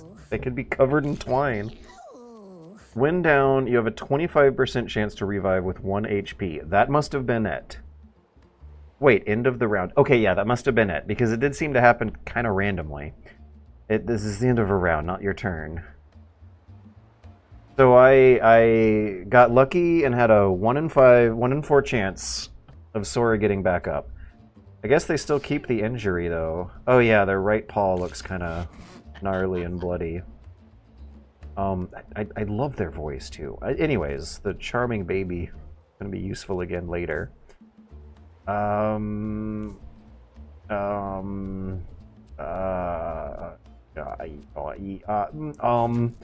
do that. And then we'll go look at the flesh wall with the cube in it. A giant wall of flesh and pulsating veins. Strange cube shape indented in the wall. So this is funny. It's like some kind of Zelda thing. Like a puzzle piece that you don't really know what it's for until the end of the game, but you do know that it's going to be a puzzle piece that you don't use until the end of the game. Neat. We got to bring some of the flesh from the flesh wall home. Oh, God. I'm exhausted. And it's almost 11:30. The whole 4 hours was spent doing that. These adventures can go on for so long. Oh, this guy's cute. Musporka. Trash. Is anything else broken? Charming baby's useful. What's the least useful thing? I also wish that this process could go faster. I thought that the super bandages would be way more useful than they turned out to be. What do the triangles mean? Do the triangles mean good? I think the triangles mean good. What do the circles mean? I'm now starting to notice an icon scheme. Worn. Okay, the stuff with no background seems...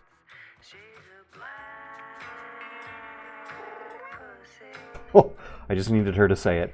God, I need to go outside. Purple mushroom. Stop! Stop saying those two words. You're distracting me. Twine mask, geode, top hat. Water feeder is useful. Are water feeder more useful than perks? Flaming lunch pickups? Yeah, flaming lunch pickups. What's more useful than rocks?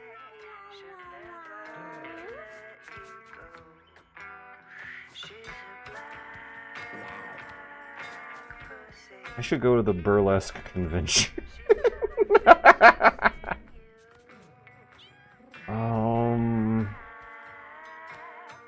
This sounds useful in the early game.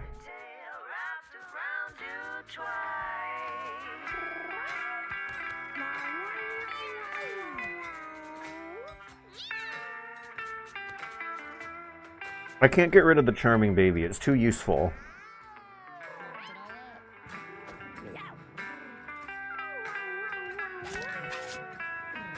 Alright.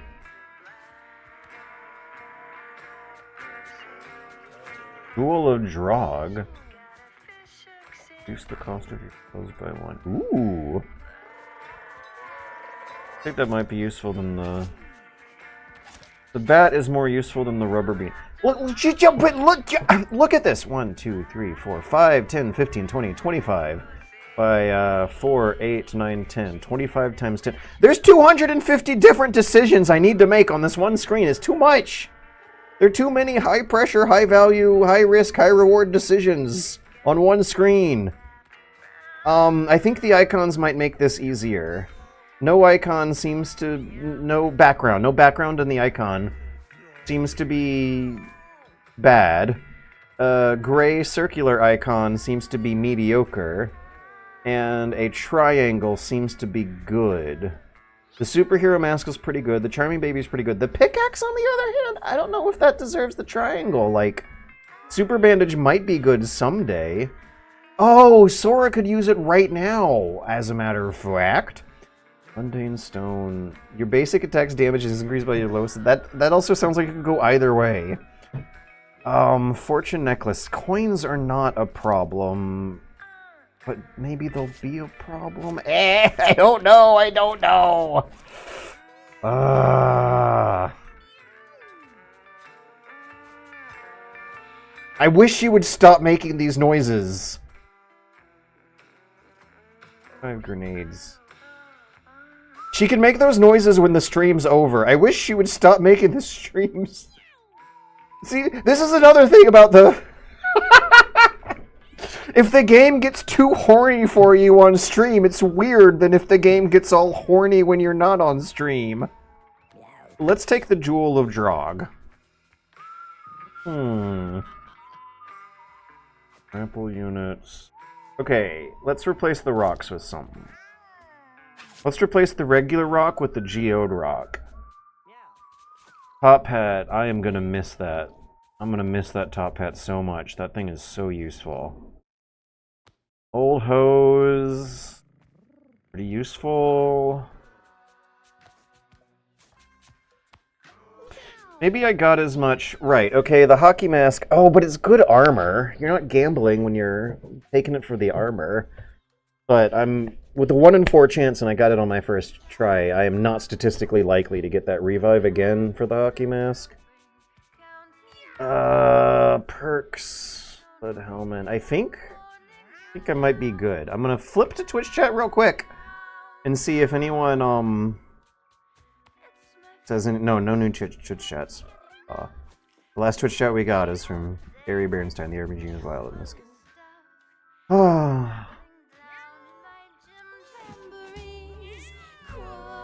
4, 7, 1.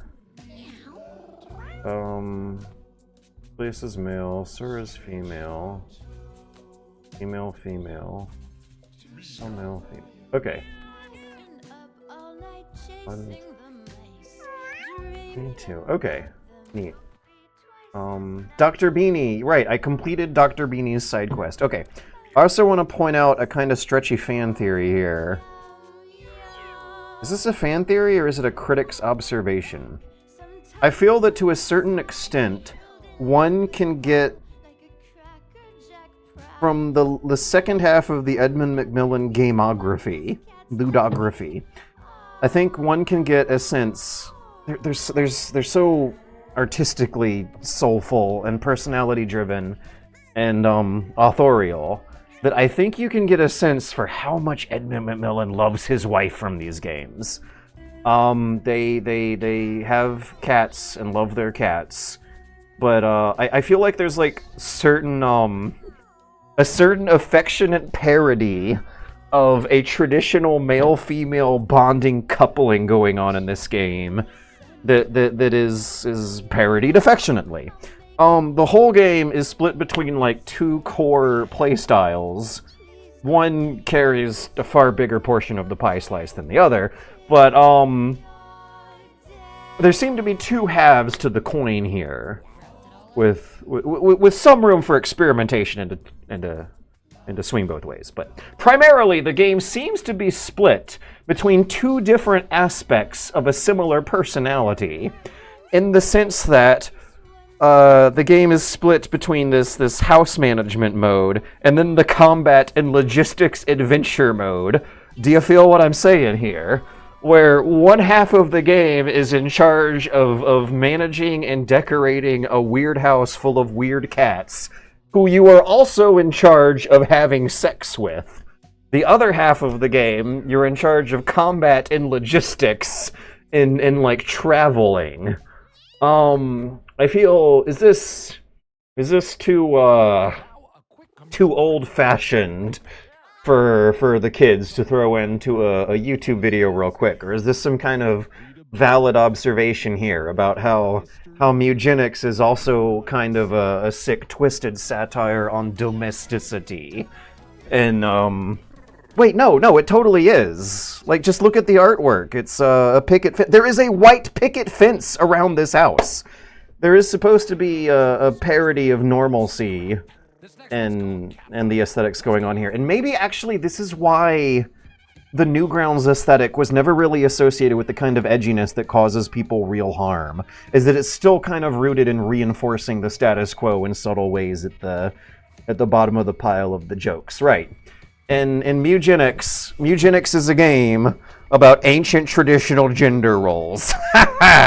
One half of the game is about taking care of this house with a white picket fence around it, where you play a feminine half of the game, where you're in charge of making sure that all the kids running around causing chaos get together and get along. You're in charge of the kids. You're in charge of decorating the house. You're in charge of sex. And the other half of the game, you're in charge of going on violent adventures that bring home money and food. Yeah, okay, the more I think about it, the more it checks out. I can't let this one go. There's something there. And no one in Twitch chat is talking about it. Come on. We got 24 people in here. We had 25 before I just looked at the number. And the last message is from like half an hour ago. And I'm cooking. Oh, and they're playing one of the best songs. All right, let's do this. Let's play this game. The domestic, the female half of the game. You gotta balance the numbers between the stimulation and the comfort, and try to make your house pretty enough to attract cool guests, and make sure that everyone gets along well enough to have good sex, and that your neighbors like you, and that and that you shop for furniture at a store with the money you bring home from violent travel adventures. There's something here. I can't... The more I think about it, the more it seems to check out. This is a game about being a weird, married, heterosexual couple. This is a game about a weird man and a weird woman expressing their love for each other and their cats in video game form. And I think that's fucking... With a sense of humor that's all about... playing with it along the way, and I think that is gorgeous and beautiful and adorable, and I love it, and I have fallen in love with this game, even as frustrated as it'll make me on stream. You guys didn't get to see it, but I promise when I play it by myself, I have more fun than I have had on stream, so maybe that means I should switch to something else for next week. But yeah, this is good shit. Like there is something there. Let's see what happens when I turn in the side quests. I'm a genius. I polished it up a bit, and as a bonus, you can keep it. Just 200 useless coins for your time. Go buy nothing. Just keep entertaining my morally great requests. Send more cats. I also fucking love how his little cat friend, who's like a Mr. Snufflekins, What was Dr. Evil's cats? The something about the weird, eccentric, evil mad scientist stroking a white cat is a cliche that is also affectionately, I don't know if it's parodied so much as honored here. He has an adorable little white cat that makes the same exact facial expressions to the same timing. Also, this is the cat that keeps getting turned into weird shit in the opening cutscene. It's so fucking good. Usable once per battle. I hope that I can get more of those. Like, what if I die and lose it? Does the garbage kid dig it up for me later on? What is the most useless thing on here that I would trade out for something so incredibly game-breakingly useful? This one. Oh, I don't know, is it? It might not be. Push through a hole. Pushed through a hole. Squeezed through a hole. Shoved through a hole, forced through a hole, squeezed out a hole, clenched out a hole. I really need to stop, but it's so fun. This is a game where the music being fun is part of the fun you have with the game. Ah! When the music doesn't have lyrics that distract you sometimes, it has a very meditative, metronomic pace to it that helps you think along to the pace of the music. So good. I fucking love this game. I was hating this game 30 minutes ago, but I fucking love this game right now. Let's not look at our trash anymore. We're done with the trash. That's not a chore we need to take care of.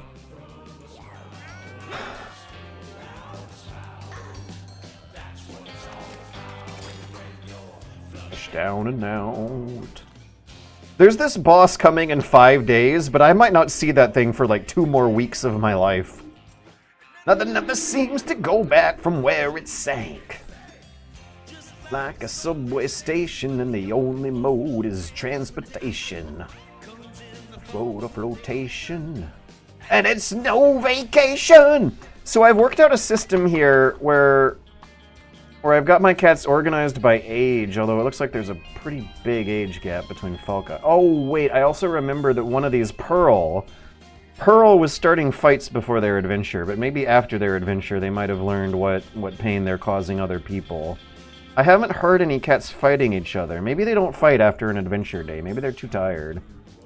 Anyways, when you have two... I'm pretty sure that before you press the end day button, you're supposed to arrange the cats for maximum sexual attraction, which means opposite sex couples who have similar roles. I think I've noticed mages like having sex... Oh, I think I just saw some fighting from Pearl.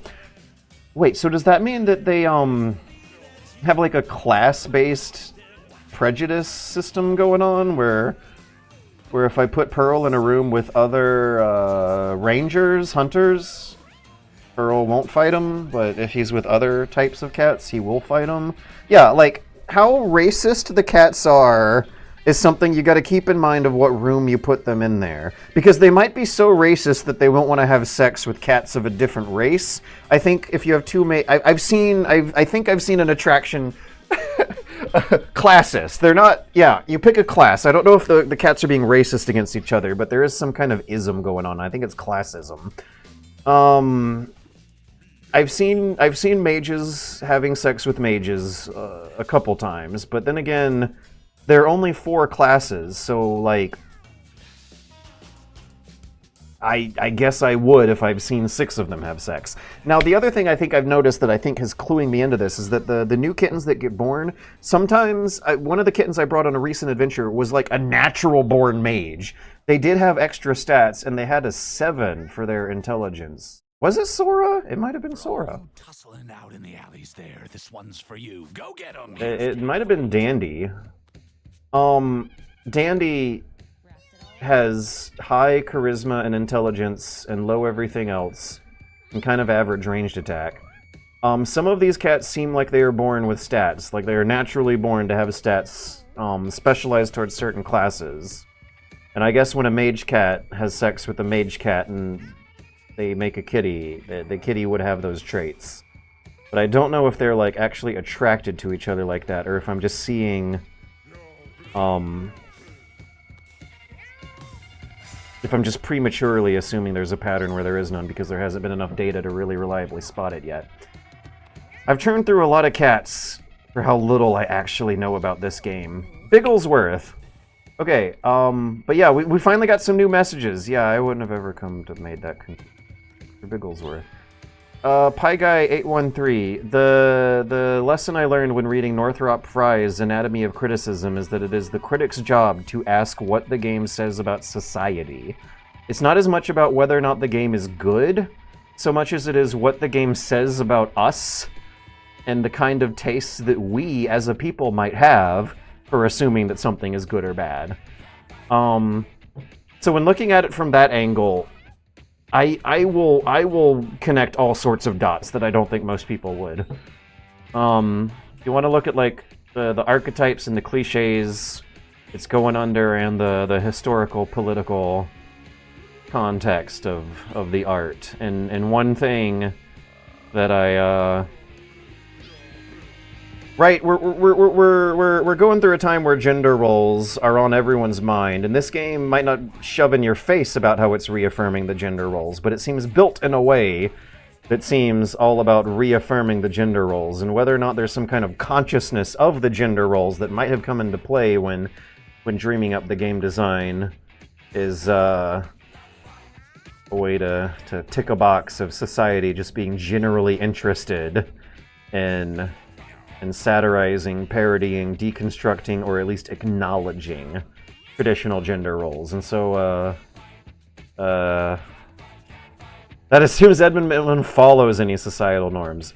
This is a man married to a woman with a child in a single-family house. They have weird jobs, they make weird art, but that is already a leg up on a lot of us. Speaking from experience.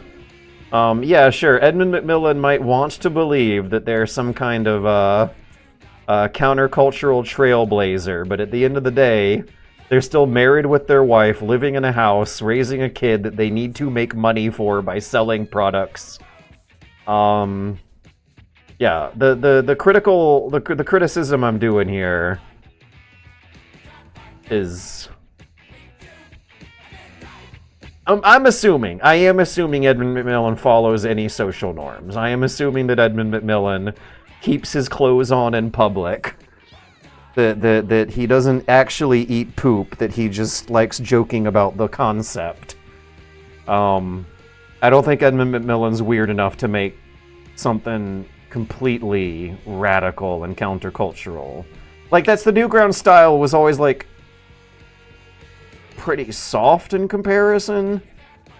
Right, the Newgrounds acknowledges that the anarchist cookbook exists, but Newgrounds never did host recipes on how to make bombs or kill your boss. It would have fantasies, flash game fantasies where you kill your boss, but it would never, like, actually endorse violence. And, I don't think Edmund Macmillan is, you know, living in the woods in a cabin building bombs that he sends to credit card companies. Well, that was called catfight, and it has. I'm gonna press the intern button because I've been chatting about society concepts instead of the game. And I think I've done just about everything I should be doing. Wait, no, I haven't been paying attention to their sex and class pairings because I think I saw someone get in a fight. County, this next one's I think Pearl is liable to start a fight, but I think I saw someone flash yellow and shout a bit upstairs. Polka.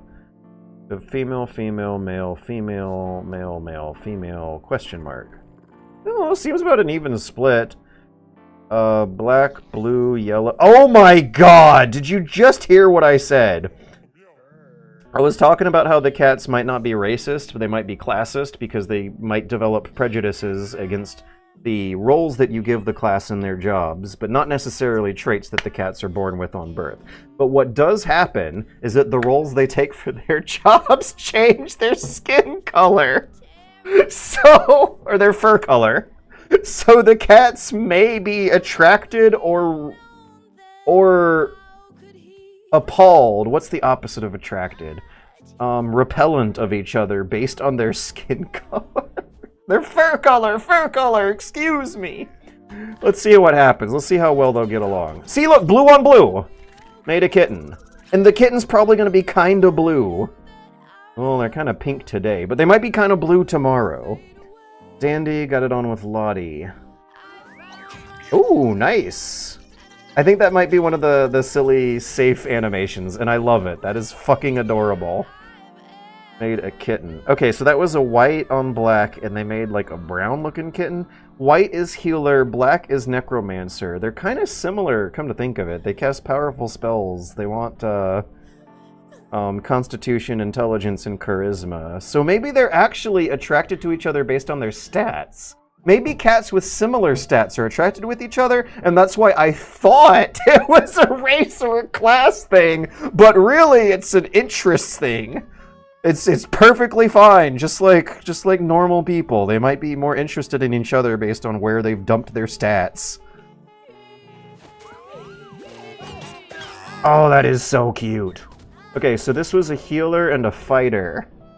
And those are pretty different cats. So maybe there isn't actually an attraction system after all. Maybe they just randomly pick opposite sex pairings when the question marks get to go both ways. Wait, no! I have seen them have gay sex before. Gay sex exists in the Mewgenics universe. The cats will occasionally have gay sex. I don't know if they produce kittens or not. I didn't pay attention long enough because before I realized it was happening, I already flipped past the menu.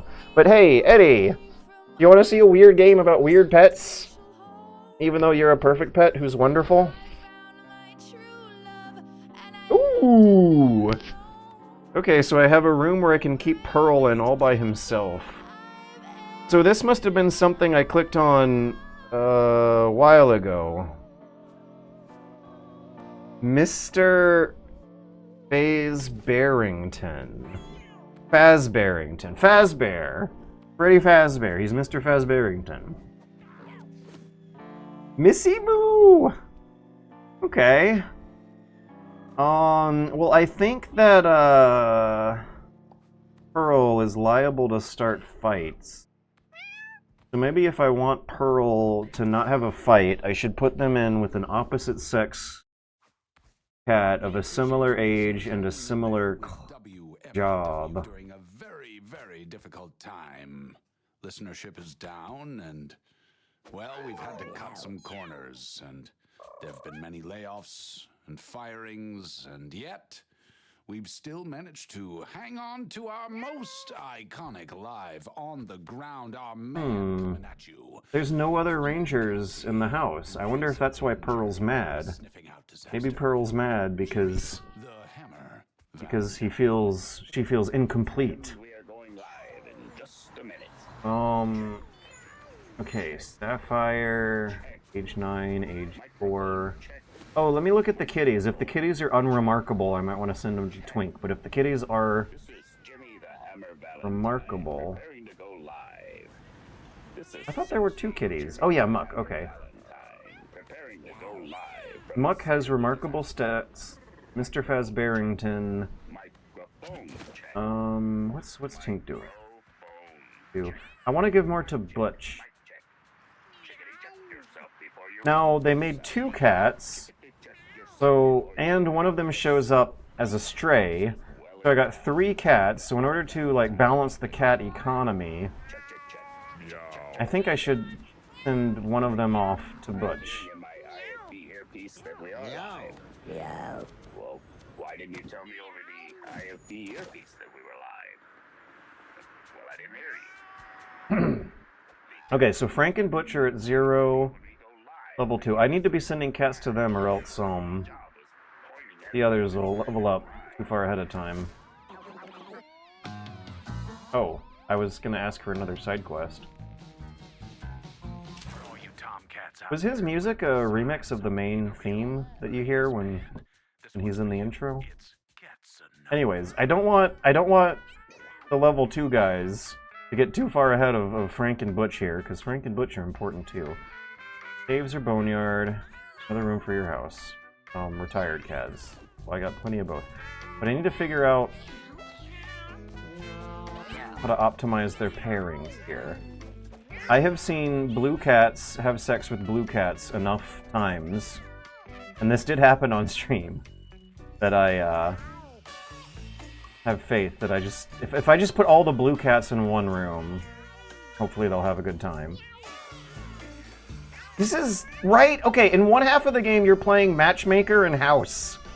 In the other half of the game you're playing Final Fantasy Tactics! I really feel like there's some kind of gender thing going on here, guys. Am I crazy?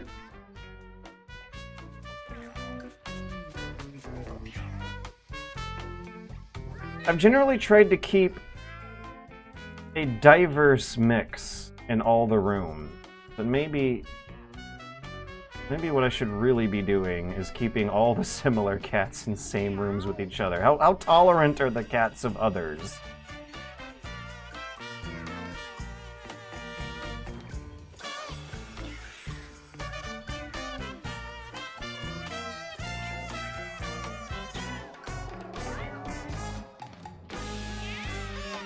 Oh, look at that! They got a Necromancer ability. They're kind of bluish, so I'm guessing this was a wizard, a mage on mage cat pairing. Oh, they got high strength though, so there might have been a fighter. Was this the kind of green one? Oh, it's so good. The music is fucking good. Light from the dead. A decomposing rodent somewhere here. Where's that smell coming from? Where's that smell coming from? Not be a cup of tea, it might be kinda mean. But you can have the gizzard if you give me the spleen. Where's that smell coming from? Where's that smell coming from? God, they're getting into fights. Tell me something. Come look at kitty, baby. You in the city, baby. You can know me. I did see a fighter and a wizard. A fighter and a healer pair up. So let's put fighters and healers in the same room. You really love me, you'll let me chop off its head. Where's that smell coming from? Tell me where's the chop? Finish off your arm. Where's that smell coming from? Where's that smell coming from? Where's that smell coming from? I want Pearl to be kinda by themselves. They seem to be getting into fights. Maybe I should send Pearl to the pound. Maybe I should send Pearl to Butch.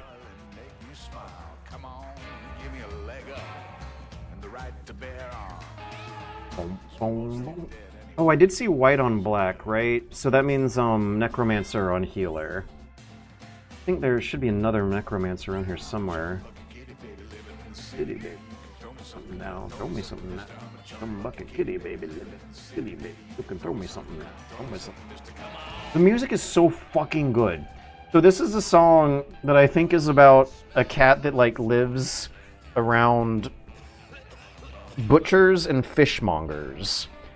He's a chum bucket kitty living in the city, and a chum bucket is a bucket of spare fish parts. So I'm imagining him at like the docks or a fish market or something, some kind of place where fishermen would be chopping up fish, and he's running around all these fishmongers and all, maybe butchers, maybe he's in like a market kind of part of a city. And like the way the instruments kind of sound like the pitter patter of little cat feet, briskly walking, power walking through town, seeing who's gonna throw him a piece of meat. It's an adorable song compared to the others. It's not about poop and eating dead rats. It sounds like the most normal cat they're describing, living the most normal cat activity in the whole game is this song right here. And it's still like weird and gross and about stinky things. Where did I want to put the whites? In with the blacks. That's right. I need to stop saying that. Credit Union! Eddie, you fucking little goober. Oh, you're wonderful. Ah! It's called Tears in My Milk Bowl, and I think it speaks for itself. These cats never did have jobs. One of them did, and they're a thief. This guy was a tank. Fuzzy butt. Louisa. 6, 7. Okay, so what's my strategy? And both genders of Mewgenics are strategy games. I need to come up with some kind of strategy to make sure that the cats are living in the happiest home possible and having the best sex possible. So the furniture store might be restocked today. Let's go shopping. Oh, never mind. Come back Sunday. Okay. The Thursday. Oh yeah, I can actually afford this now. I guess all those useless coins I brought back are going to be good for something, because this is a way higher price than everything else for sale in the game. Great. Look, she's so happy. So we have reliable pairings in 2 of these rooms, and then just a mystery box in the other. And let's keep the kittens close to their parents, actually. Let's not be too cruel and weird about this. I forgot who made Muck. Who made Kaizo? Kaizo seems like a fighter. Muck also seems like a fighter, so I don't really know if they got made by the mages or the necro healer or fighter healer pairings.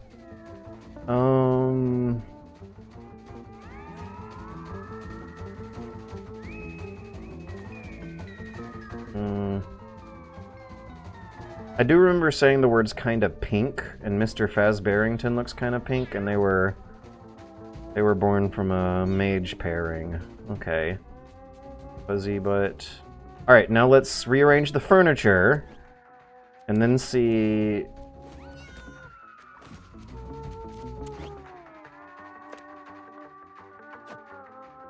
whether or not that gets them in the mood or not. How can I... better numbers? The number readout was stuck for a little while on the left side of the screen. 511, 521, -300. Okay.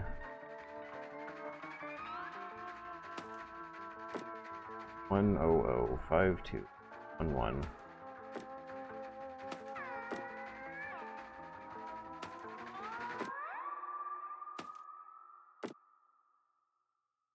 What's that smell coming from? One's called napping all day.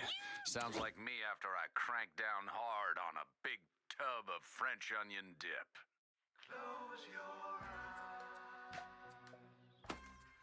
Go to sleep.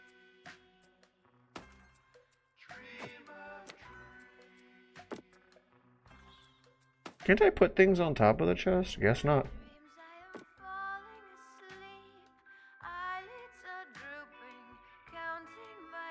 Okay. With these sewer pipes, giving the room a romantic, warm sense of inviting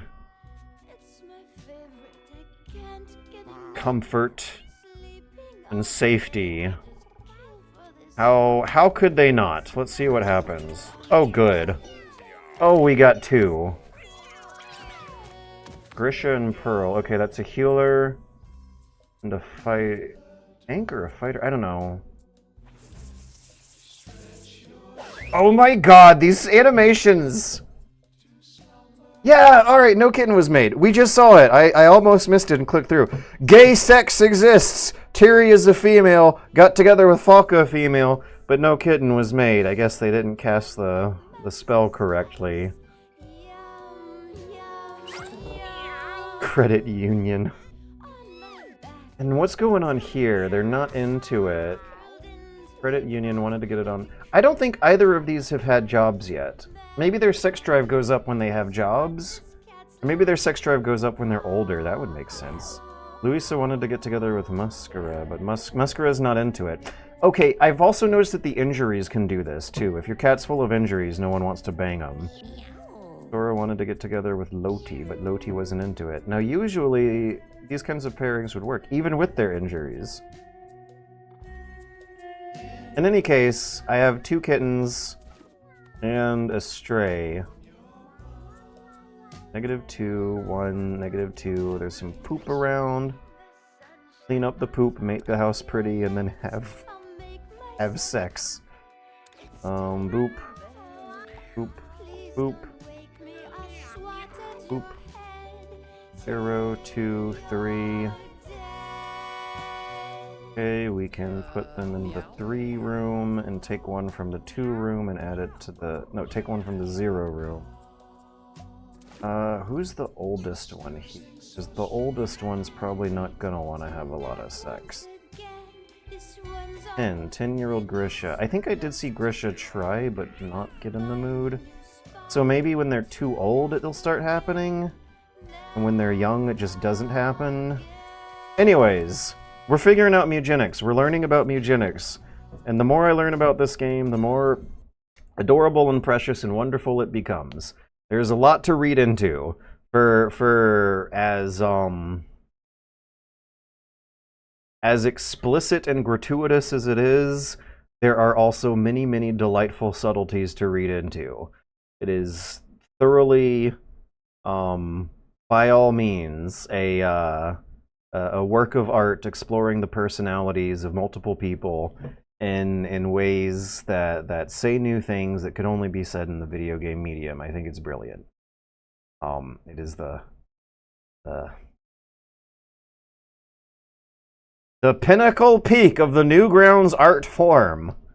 Now, what did I miss? Wouldn't have ever made that conclusion. It assumes Edmund McMillan follows any social forms. Repelled, yes, yes. I need to figure out what attracts the cats to each other and what repels the cats away from each other to optimize the amount, the cat pairings. One half of the game has you playing matchmaker and home decorator and furniture shopper.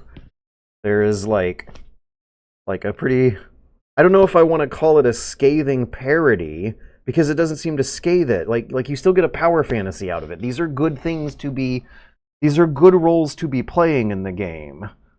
But they are depicted scatologically as slimy and weird with a sense of humor about it, but you still gain a lot from specking into the traditional gender roles of Mewgenics. Should that be the name of my video essay? The traditional heteronormative gender values of Mewgenics. I could make that video 5 minutes long and see what kind of a sponsor I would get on it. And it would just make everyone real mad before I beg them for a bunch of GoFundMe money to pay for a very, very large bill from a lawyer that's got to get paid by the end of the month. Okay, maybe I shouldn't call the video the traditional gender norms.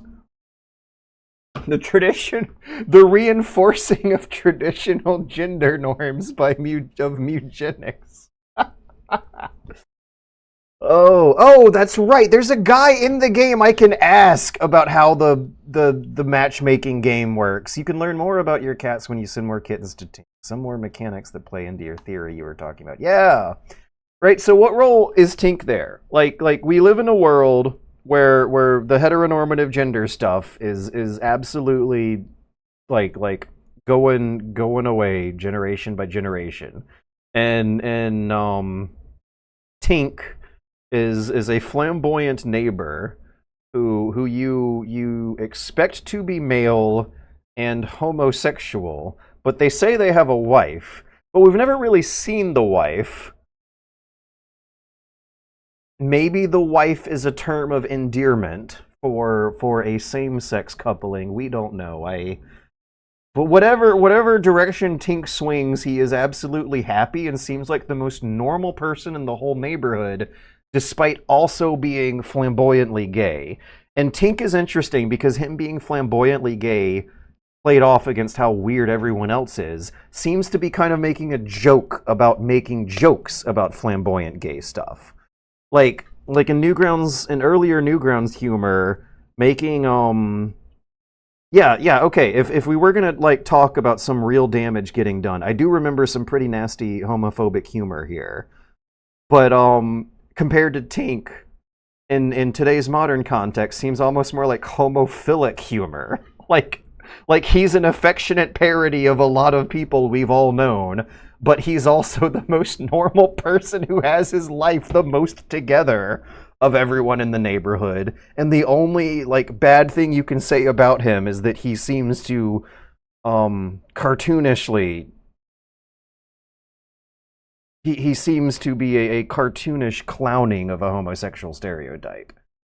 And the fact that you would even acknowledge that in 2026 seems to be making a joke about jokes about sexuality. There's something here. There's something here. There is a lot of sex stuff going on in Mewgenics.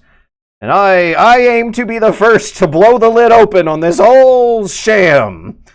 I gotta wrap this up. But this one was very fun and got me in a better mood than I started, and I now need to do hours upon hours of proofreading on my horse's script. Good night, everyone. I love you.